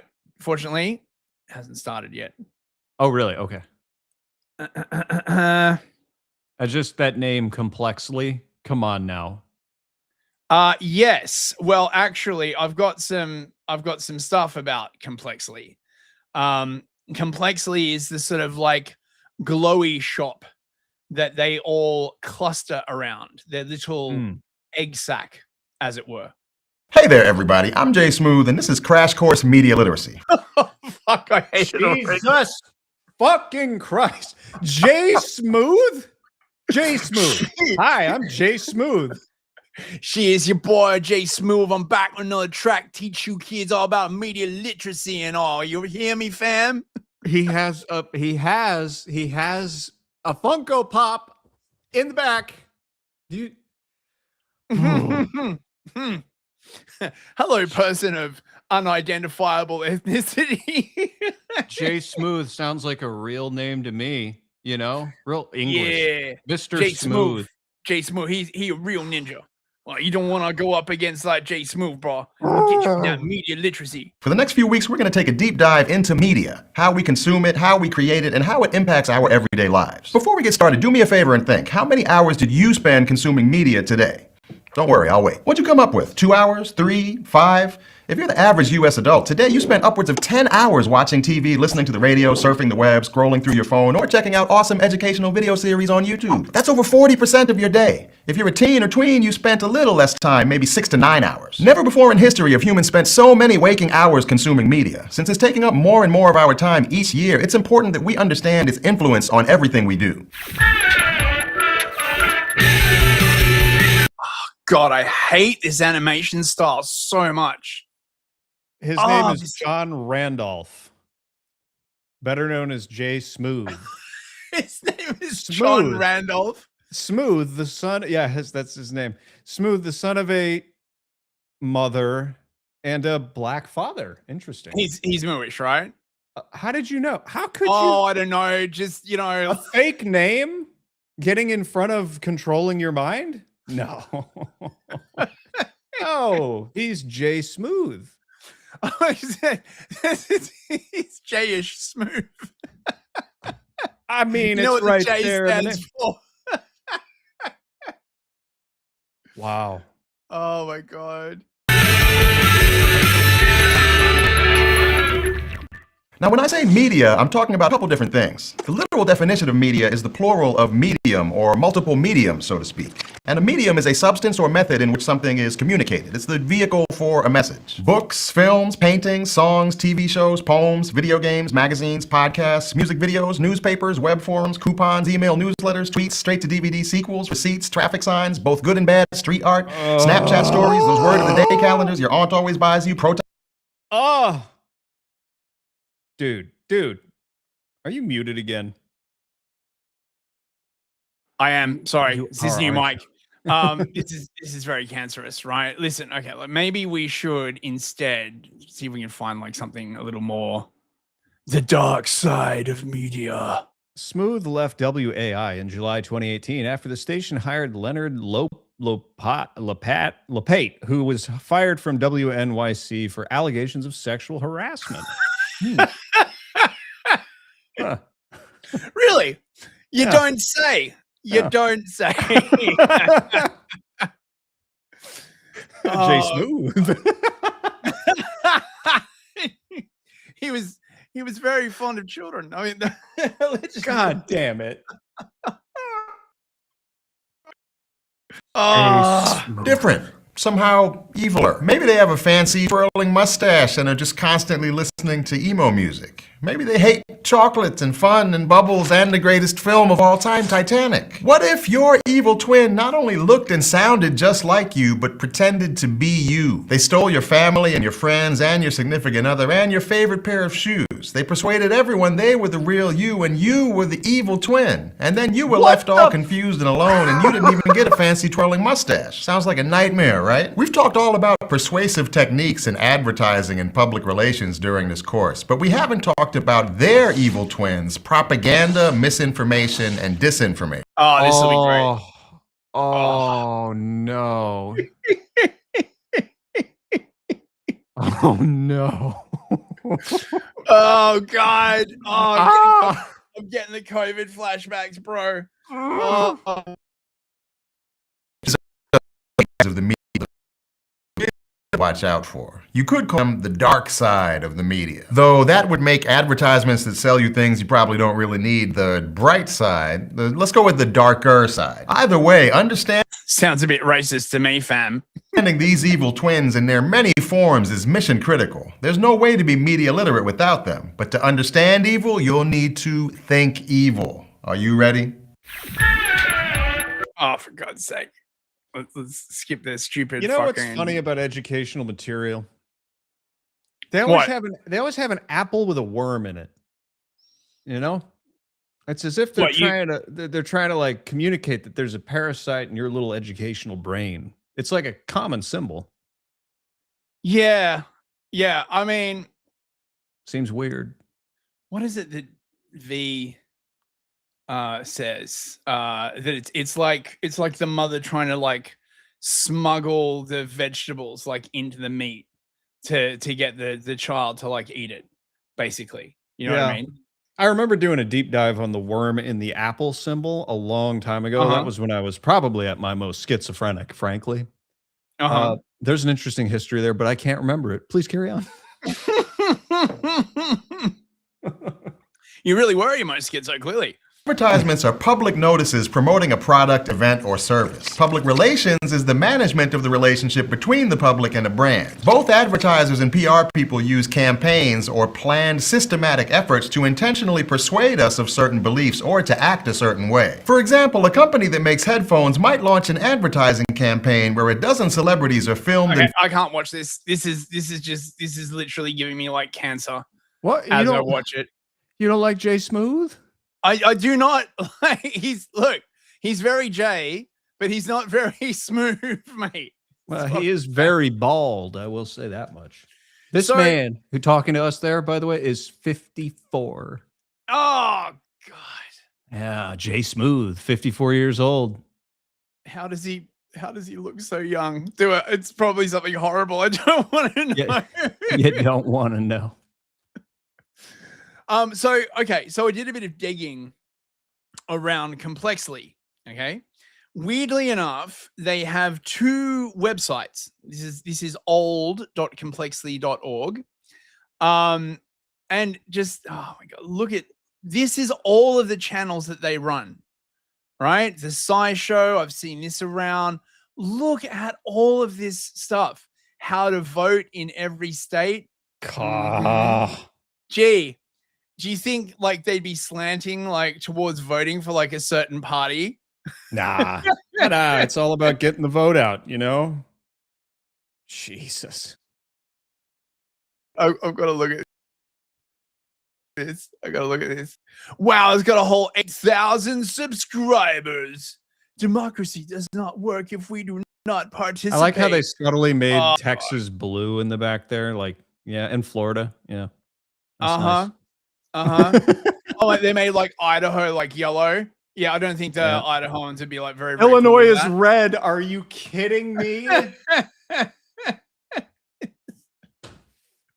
It's a worm in the apple. What am I getting? What am I saying? I'm gonna see this channel. Oh, 10 videos. Wow, look, 1.4K views 6 years ago. Wait, join 10 the videos. conversation with relatable black woman. Relatable like crazy. Oh my God. Oh, Dude, this is there's not even a video for every state. There's not a video for any state. What are they talking about? How to vote in every state, mate. So see when I said these guys are glowies, right? Yes. My glowy sense is vindicated yet again. Look at this stuff, right? It's got that scent of Globo Homo all over it. Oh, mate, scent of a Globo Homo. Let's dip into this little, shall we? You ready? Are you ready for relatable black woman? No. Let me know if the sound is working. Nope. Oh, God damn it. Why? It might be Restream. I don't know.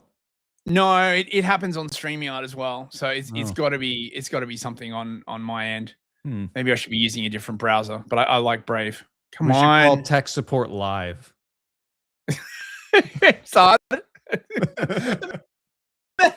Imagine trying to like work out your like audio driver king, some person that barely speaks. Oh, It's mate. gonna like take over your computer and just take over the whole stream.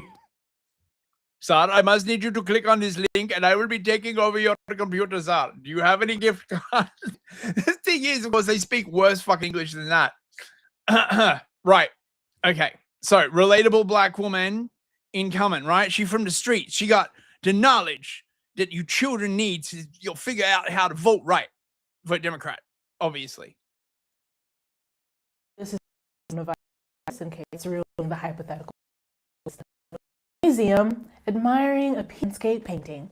You turn to a friend to express your admiration for this work of art when a marching band comes in. Then suddenly, a dozen or so dogs walk through and start yapping and carrying on like dogs do. And just to ratchet things up a bit, Idris Elba walks in. Understandably, everyone starts losing their freaking minds. This is when your friend turns to you and tries to give you the latest update on the election. It'd be impossible to have a conversation about anything while everyone's fawning over 2018 Sexiest Man Alive in the middle of an echoey marble floor dog park. Yet, in case you weren't picking up on the metaphor, this is basically how we consume news today. Social media, TV, radio, podcasts, everyone screaming at once. It's like trying to get a sip of water from a fire hose. Powerful, unwieldy, and you're unlikely to get what you came for. But you can feel informed without feeling like your brain is literally on fire. Hi, I'm Evelyn from the internets, and this is the MediaWise Voter Guide. Today, we're going to learn how to tame the beast that is your political news diet. Oh, you know what I hate the most about this is it's like just so clearly aimed at kids. Yeah. Like this is just like, hey, you know, child who, you know, may be able to like vote in like a few years, you know, have you considered voting for the Democrats? They're the good people, right? They want more puppies and rainbow and sunshine and, you know, cutting the junk off white kids and stuff. Yeah, no doubt. Whether it's an election year or not, we should all try to stay on top of political news. It's our civic duty, after all, to vote for the local, state, and federal elected officials that lead our communities. And those elected officials operate all year round. So, yeah, listen, like, who was it? Andrew's Animatics, condescending. When did blacks become so fucking condescending? Is this a new thing? I'm seeing like a lot more of it. Were they always this like condescending? Did they always like just fucking like talk down to people like this? Oh God. Aaron? Yeah. As a resident American, I need to know. Oh, you want to know if they're condescending? No, have they always been this condescending? Is this like a new thing? Like, oh yeah. This is an attitude that is reinforced by the education system, the full spectrum media coverage, movies, television, radio, everything enforces this. Endless tudes, Obama. Yeah. Yeah. Yeah, That's Obama. It. Mm-hmm. Right. Okay. Yeah. That's see, chat has the wisdom that I seek. Thank you, chat. Not me though. Knowing what they're up to is critical. What bills they've gotten passed or not, what they've been voting for, whether they've been improving life for their constituents or not. All that info can help you decide who to vote for. But at some point or another, we all fall into some of the same roadblocks while gathering intel. Finding trustworthy information, determining what is reporting and what is opinion, and establishing healthy news habits. Let's start with finding trustworthy information. Hold on a second. Do you follow an account called White Men Are Stupid in Commercials? I think I've seen it. Yeah. So it's just a guy who like watches TV and just records commercials, and every single one of them just has white guys being stupid. Yeah. And they have to be educated by like a black person in a, in a uniform or in a fancy car. And it's like, we are the retards being trained up by the wise brands that are always represented by black actors. Did you know that the Snazzies had a similar complaint during Weimar? Apparently, there was a massive profusion of ads and other like media, movies, where the white guys were always like stupid and bumbly and like, they needed to go to like either women or obviously like, the magical moves for like help. I wonder what the commonality is there. I can't think of one. Must just be like systemic thing. Ardent Party is called Crash Course. Oh no, wait, hang on. The one that we're on. Wait, Ardent, what's the channel name? How to Vote in Every State. It's a banger, mate. Oh my god. Oh, condescending black woman number 3,577. Oh my god. Okay, couple more minutes of this, then I'll show you some more shit about Complexly. Regardless of your political persuasion or your medium of choice, it's crucial to seek unbiased news sources. But what does an unbiased news source look like? There are a few key qualities you should keep an eye out for wherever you find news. The first is independence. Dependable news sources are not affiliated with any partisan organizations. Like What? So, Excuse me. So, like this channel, you mean condescending black woman number 3,572? Yes. Find an independent news source. What the fuck? Oh my god. Oh, I hate this so much. Political party or a re-election campaign. They shouldn't be doing the bidding of lobbyists or business interests by giving them preferential treatment. The next is transparency. Your news source should explain how it keeps the lights on, whether it's through selling subscriptions to customers or selling ads to businesses. It should also label its stories by who wrote them. No anonymous staff or contributor bylines, please. But what if the government is persecuting the people that are trying to write news? Oh, don't worry about it. That would never happen, right? Finally, look for responsiveness. You should be able to contact your news organization, either by email or a call-in tip line. Wow. So we can get them like removed from the internet and destroy their lives. Yeah. I remember this. I remember this during COVID, right? Like, oh my God, you trust like an anonymous news source. Can we please get an email address or like an account where we can contact them and like take them down and destroy their life? Look, this guy doesn't put his real face online. He must be untrustworthy. It's crazy. It's just crazy. Okay. Enough of that bullshit. Right. So complexly, I hate the name, right? Do you want to see the people that like work there? Hank Green, John Green. Just look at this fucking parade of like Mooish adjacent mystery meat. Oh my God. Savage. Yeah. Radley. Shink. Yep. Many crazy women. Schultz, Weinstein, Weber. Wow, look at all these white people. I'm like totally blown away that white people would do this. Matthew Gados. Of course, he's very famous. He built the world's first homosexual operating system. Gados. Oh my God, just look at all of these over socialized Callie Dishman. Beal. Oh my God. You can Mate, you can just smell the soy. Look at this fucking shit, man. Oh no. No. Oh no. Distilled Reddit. Oh my God. Oh, ooh. Just, mate. Ooh. The parade of smugly. Shapiro. I saw a Shapiro. Darcy Shapiro, the most American sounding name, Darcy. Yeah, the Connecticut Shapiros. Of right? course. Yeah, right. Of course, right. you know. Oh my God. Oh man, some of these faces. I know, right? Wow. Schmidt. And I believe a person of transgender as well, from the looks of it. Nah, that's definitely.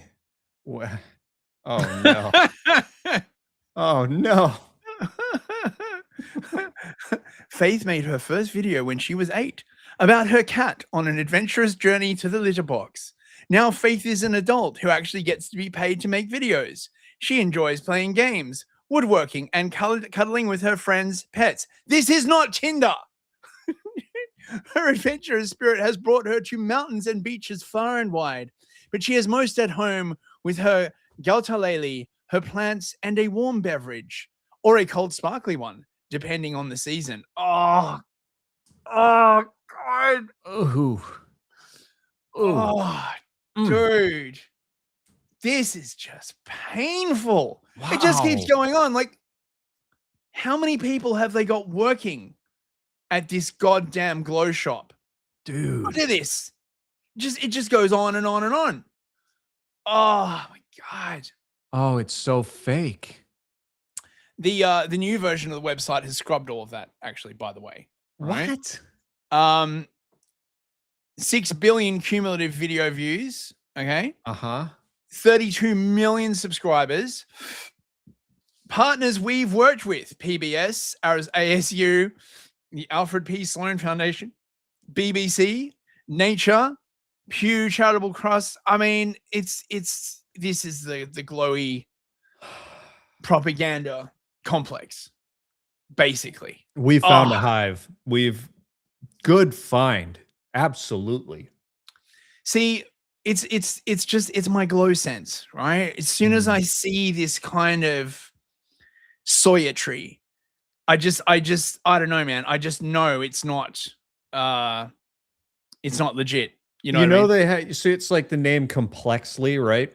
Yeah. You know they sat around in a room and just like drank lattes and talked about what should we name this thing that we just got $1 billion to run, and Complexly was the best they could come up with, and they were all like, "Oh, that sounds so quirky." And then they had to have all these meetings about what Complexly means to them.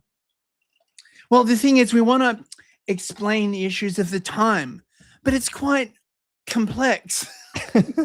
Complex lie. Complex lie. Complex lie. Complex lie. Complex. Lie complex. Oh, yes. Volpes Persona, US AIDS. Yeah, I bet this got USA ID money. Sure. Of course. Oh my God. Yeah. Man. Oh, I feel unclean after watching that, quite honestly. Yeah, well. Okay. So let's finish off with some crazy tardation. Right on. What do we got? So Misa Khan sent me this. Apparently it's pronounced Misogun. I don't know, right? Black holes as a fictive space. In her foundational article, Black Holes and the Geometry of Black Female Sexuality, Evelyn Hammonds analogizes Black women's sexuality to a black hole. Hammond's work also references another meaning of black hole, the specter of Black female genitalia, the fictive space that has long marked Black female sexuality as deviant. What does fictive actually mean? Just give me a second, bros. I'll just let me fire up Word Nick. I'm afraid. Fictive. What does that mean? Here we go. It means fake. Of relating to or being created by imaginative invention. Right. So it doesn't really exist, basically. Fanciful or inverted. Adopted in order to deceive. Well, I wonder which version she's going with. Well, obviously, right, because Black women didn't ever do anything wrong.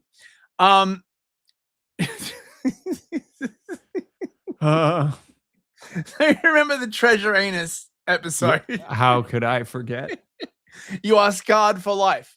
So it turns out there is also Black queer studies, as if writing about the academic nature of butt stuff was not enough. You have to write about the Black experience of academic butt stuff. Yes. Nash's Black anality examines the other black hole. Why?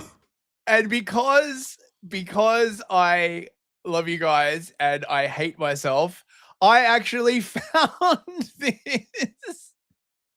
This is a real paper, right?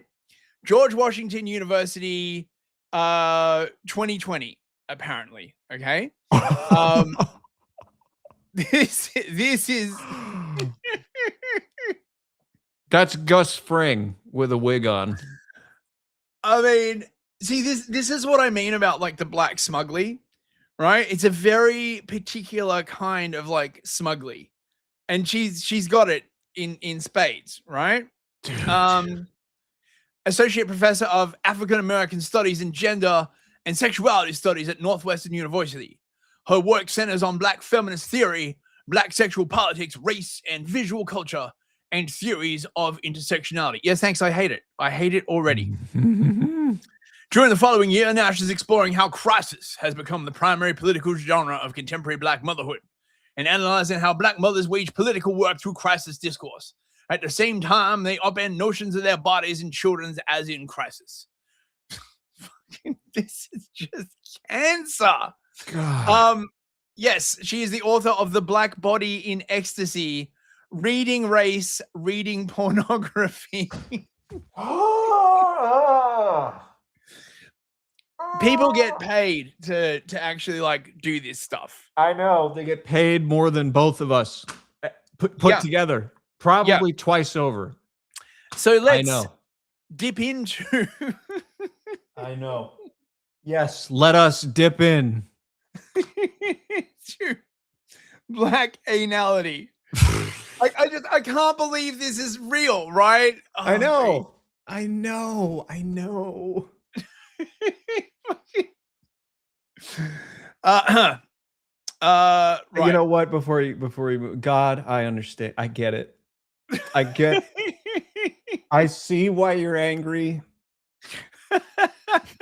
Please spare a noose fist. What? Please spare flood. chat. Don't kill chat. They're good boys. Oh my god. Sorry, do you have another super chat? No. I was just. I wish. I was asking God to not kill chat. They don't do this shit, but they do laugh at it, which is good, you know. If black female sexuality is a complex and full sight, it requires critical practices that make visible the distorting and productive effects of that these sexualities produce in relation to more visible sexualities. What? What? How, she asks, does black female sexuality become imagined as a site of difference, as the site of difference? And how does the black hole become the location of imagined difference? Between what? Like, this essay attends to the other black hole, the one that is. Can't even read this.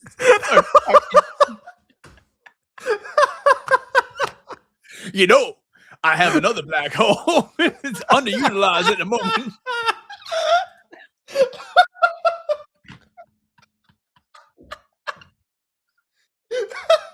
Dude, I know. I'm gonna die. Oh my god. This is a work that will be cited in countless academic papers.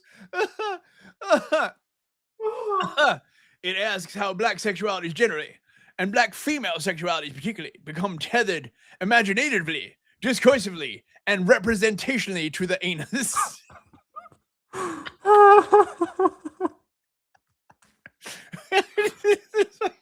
Oh, you got something tethered to your anus there.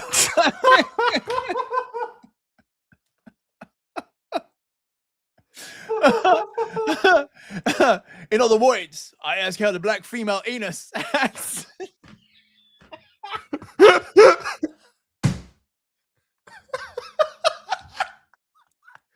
Acts as a significant space to which black sexual difference and blackness more generally is both imagined and represented. In this essay, I developed the term black anality to describe how black pleasures are imagined to be peculiarly and particularly oriented toward the anus, and thus as peculiarly and particularly attached to anal ideologies, including anal ideologies. What? Oh my god. And how these ideologies limit black sexual freedom. I also examine moments where black female bodies can attach themselves to these ideologies in ways that engender delight in blackness itself. That is, this essay is not simply an expose that reveals how anal ideologies constrain and violate black female bodies. Instead, I examine how black women can strategically deploy anal ideologies to expose the kinds of pleasures black subjects can take in blackness, its hyperboles, and painful fictions, or to expose anal ideologies themselves, revealing how blackness is constructed and produced alongside and inside the anal opening. Dude.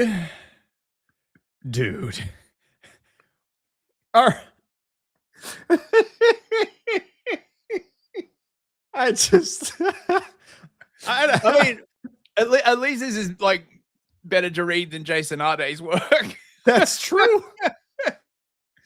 Right. He read this, by the way. I guarantee it. My interest in examining the centrality of the anus to conceptions of black female sexual difference and to conceptions of blackness more generally both builds on and departs from black feminist scholarship. Black feminist theory has long argued that the buttocks are the location of imagined black sexual difference.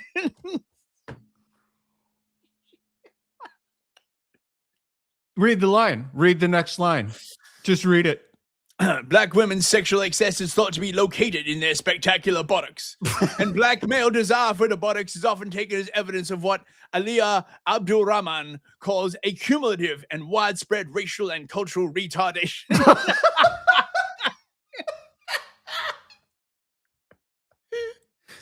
Well, I mean, that's one way of putting it. This interdisciplinary body of scholarship is indebted to Sandy Gilman's Black Bodies, White Bodies, towards an iconography of female sexuality. Gilman argues that Sharti Bartman... Sharti Bartman.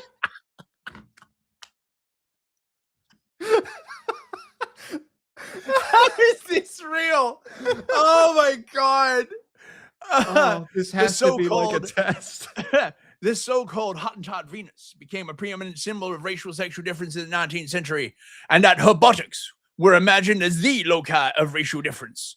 He writes, when the Victorians saw the female black, they saw her in terms of her buttocks, and saw represented by the buttocks all the anomalies of her genitalia. Female sexuality is linked to the image of the buttocks, and the quintessential are those of the Hottentot.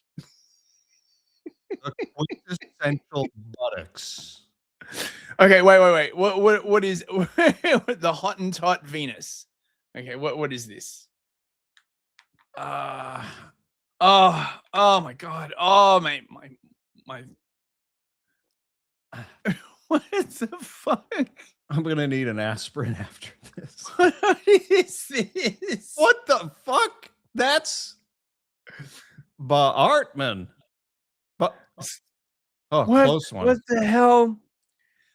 Sarah Bartman was a African woman who was exhibited as a freak show attraction in the 19th century Europe under the name the Hottentot Venus, a name that was later attributed to at least one other woman similarly exhibited.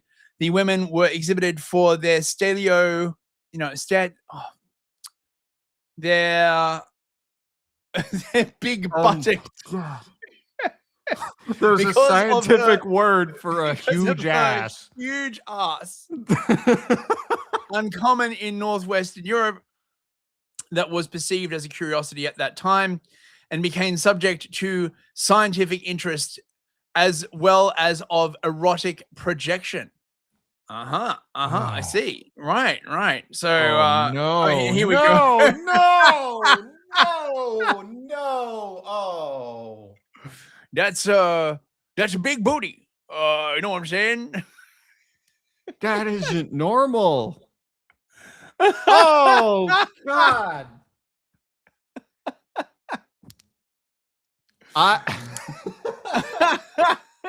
They got a little angel sitting on it. Oh my God. You have got to be kidding me. Oh, dude. Let's see what does the text say? Well, I never expected broad bottoms from Africa, but one should never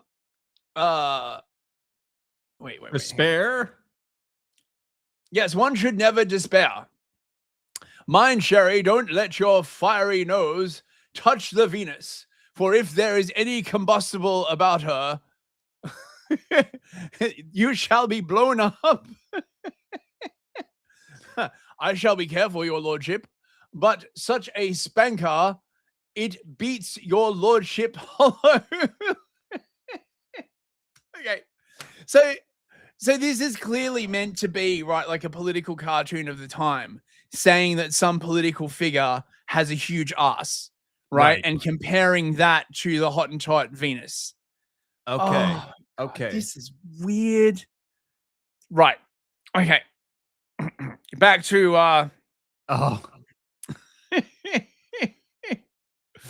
okay, right. Black feminists in various ways have drawn on Gilman's work to dispel the notion that the buttocks are merely a neutral body part, and to show that, as Patricia Hill Collins argues, a simple Google search of the term booty should dispel doubts. Many of the websites clearly link blackness, sexuality, and African American women. They do love that booty. That they do. These scholars emphasize that the buttocks overdetermine conceptions of black female sexuality, and that the butt remains, as McDowell notes, quote, the most synecdochial signature of the black female form. What the fuck?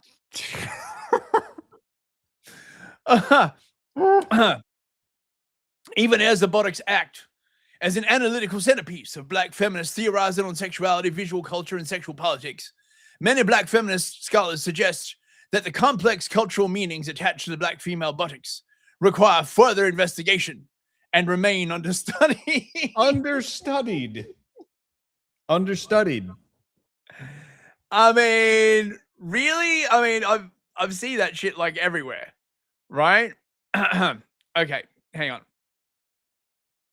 This is a lot longer and more stupid than I thought. Okay. We're still in the introduction here, aren't we? Yeah, this is 23 pages. We're only on page 4. Indeed. Wait. Okay, right.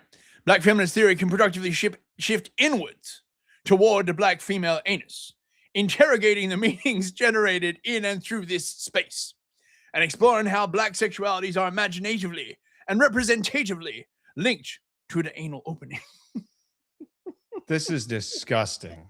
I mean, my Christian ears. This is surreal. It's like an academic did like far too many like psychedelics and then was like, oh my God. Indeed, considering black anality and how the black and the anal are often rendered synonymous on black female flesh opens up a set of new analytics for black feminist theory, waste, toxicity, and filth.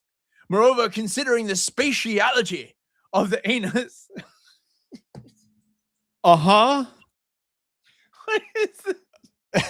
Ardent Party. Do not link this to Artie. I just want to see what everyone's saying in here because this is crazy. Is it particularly roomy? I don't understand like what they're saying, right? Yeah.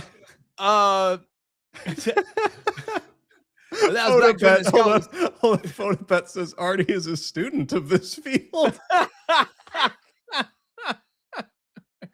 Oh man. Oh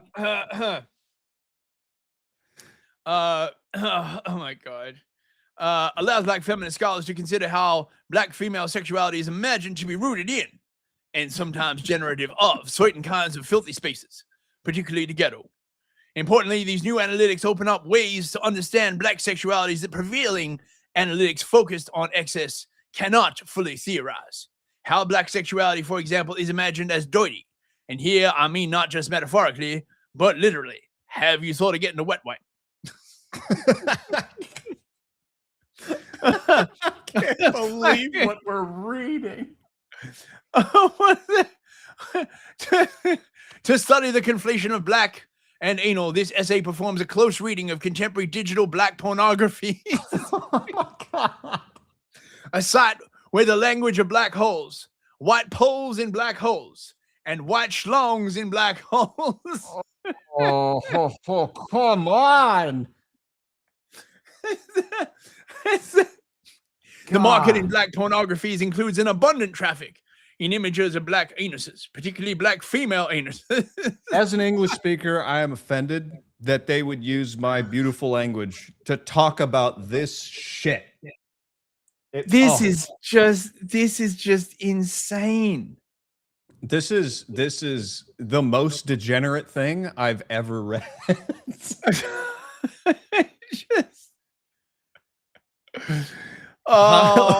Get the Flammenwerfer. I don't know if I can keep reading this. It's true.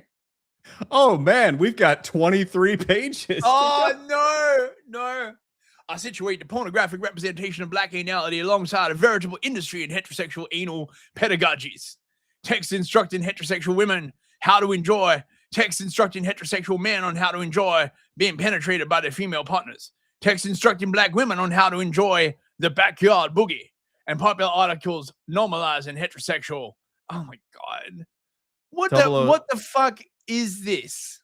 007 says all their essays just complain about the truth. It's true. It's kind of true. Bersani's Is the Rectum a Grave? Perhaps one of the most canonical pieces on anality. Both examines the profound stigmatization of gay men's imagined enjoyment of anality and reveals the potentially redemptive aspects of the anal opening. Are you kidding me? Oh my God. Like, oh no, we're not just being degenerate, right? We're being like academic. This is beyond. This is if this is what they put in their papers or their book or whatever this is what they think about. This is what they spend. Imagine what they're doing when no one's looking. I don't want to.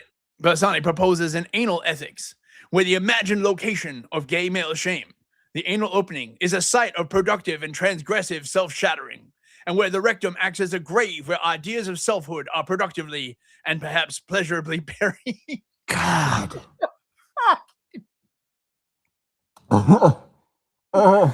Oh, dude. Oh, it's so bad. It's so bad. Look at the title on the next paragraph. Richard Fung's Looking for My Penis. The eroticized Asian and gay video porn also turns its attention to the cultural meanings of the anus, yet theorizes pornographic productions of racialized analities. Fung carefully traces the racialization of the bottom and argues that on the pornographic screen, Asian and anus are conflated, and that pornography privileges the penis while always assigning the Asian the role of the bottom. Oh my God. Dude, this is like, you just watched porn and within like, oh my God. Like, yeah, that's what this is. Looking for my penis. Well, as we learned last week, the CIA stole his penis. That's right. Oh my God. And there's like this crap as well. Okay, so this is the thing I was talking about, the spirit murder, the spirit moiter. Okay. I have recently come across a term from critical race theory with which I am familiar, spirit murder. Could you give me the definition as well as the first use of the phrase? Spirit murder or spirit murdering is a concept from critical race theory and related scholarship that describes the deep psychological emotion and spiritual harm caused by racism and systemic disregard for the humanity of people of color. Legal scholar Patricia Williams coined the term in her 1987 article, Spirit Murdering the Messenger, the discourse of finger-pointing as the law's response to racism. She presents racism as a crime, an offense so deeply painful and assaultative as to constitute something I call spirit murder. They write the way they talk. Yeah. Like this, like assaultative. No white person speaks like that, right? She argues that society is only beginning to recognize racism as devastating, as costly, and as psychically obliterating as robbery or assault. Okay. Basically, talking about how spirit murdering in schools as the denial of inclusion, protection, safety, nurturance, and acceptance because of fixed yet fluid and moldable structures of racism. So it's fixed, but it's also fluid, describing it as a slow death, a death of the spirit, a death that is built on racism and intended to reduce, humiliate, and destroy people of color. So basically like having to be part of civilization. Ooh, man, I got to tell you, this is taking me way, way, way back to the old college days back in 1972. I'm just kidding. We had to read shit like this about feminism. Because that was the order of the day back then. Like way long ago when feminism was rising up, everybody was asking if they were a feminist, and then it turned into the racism thing very quickly. But we would read bullshit like this all the time and have to sit there and analyze it. I mean, it's like, yeah. I mean, this shit is crazy. Oh my god, I feel psychically soiled from just having to read that shit. I feel spirit murdered, frankly. That's right. I feel spirit molested. I can't believe that's like a real. Oh my god, it's like you know, there's like a university department, and you come in, and all they're doing is like watching porn all day. Yes, and be like, well, actually, have you seen this BBC video? Yeah, and what it says about the figurative anality of the racism, and oh my god, dude, that's the kind of thing that you would walk in and they'd be working on it, and they'd have like a couple videos open on their computer, and they'd say, "Come here, look at this."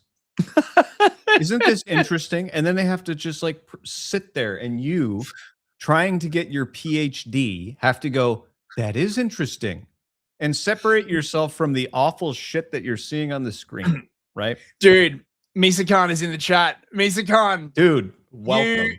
You crazy bastard. Thank you for hurting us this evening. Thank you for hurting my soul. That was bloody awful. He's apparently got more. Next week, Dildonics and Dildo Technics by Paul Preciado. That can't be real. I bet you it is. I can't look it up. I can't look this up. I don't want to know. I don't want that on my internet. We'll save it for next week.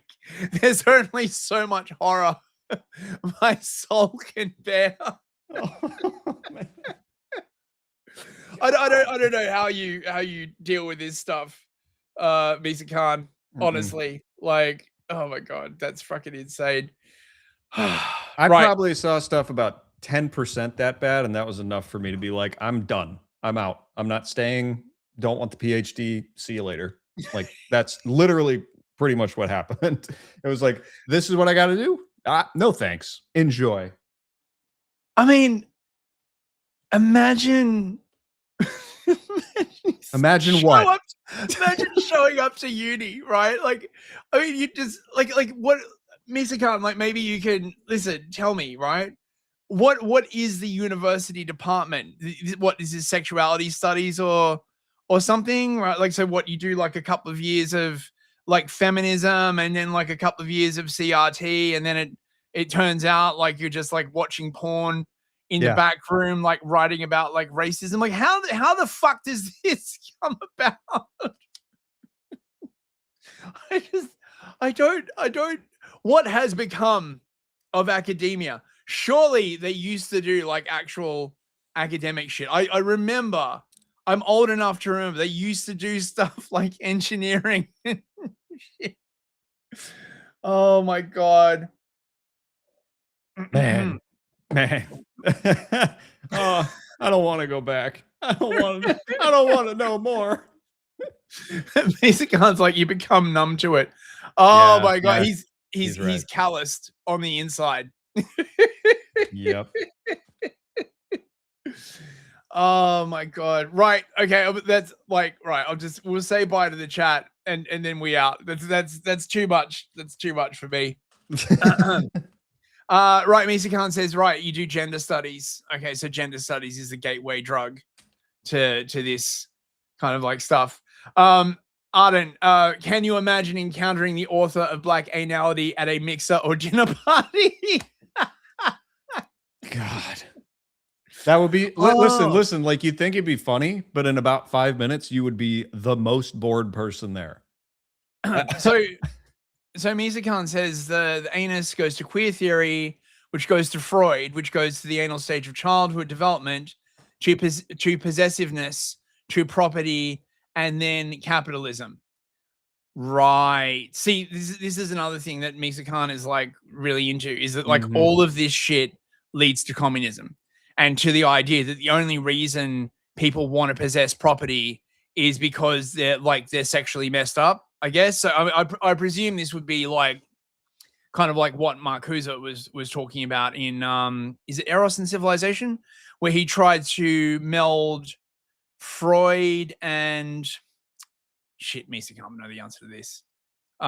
Eros and Civilization with Freud and Marx, right? So like it's sort of towards a queer Marxism, I guess.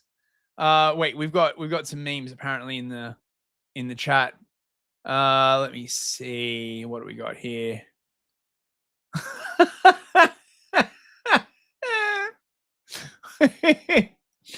Art's got another banger meme for us. So let me drop this in. Oh my god, that was insane, man. Was that the worst thing we've read yet? I mean, I think so. I mean, like that was definitely like worse than soybean. Down with fascism. Yeah, check the Venmo as well. We're clear. Wait. Okay, hang on. We've got one from Dissident Knight for $5. Thank you very much, Dissident Knight.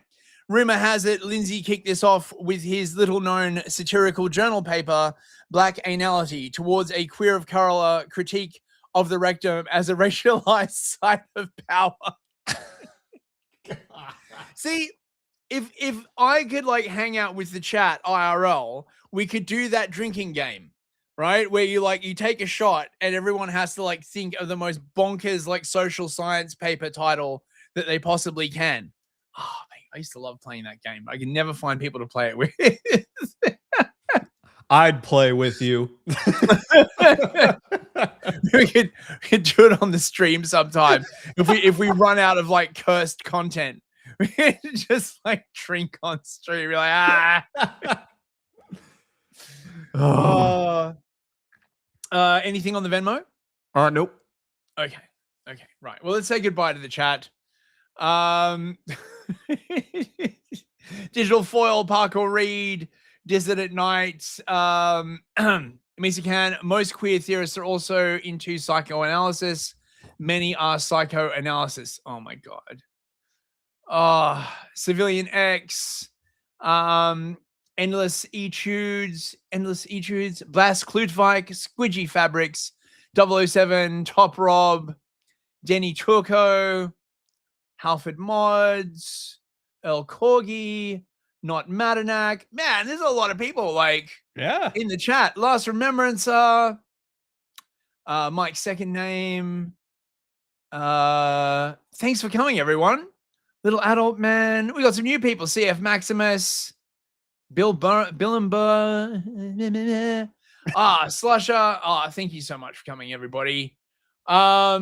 Yeah, so yes, we're gonna leave it at that. I am sufficiently scarred for this evening.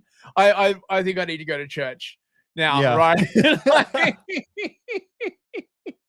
I was gonna say I need to like lie down and like take a painkiller. Oh my god. Oh, dude. Yes. Right.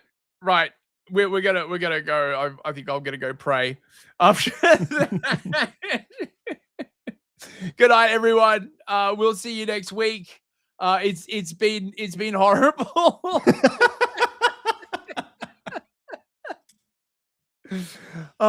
See you later, guys.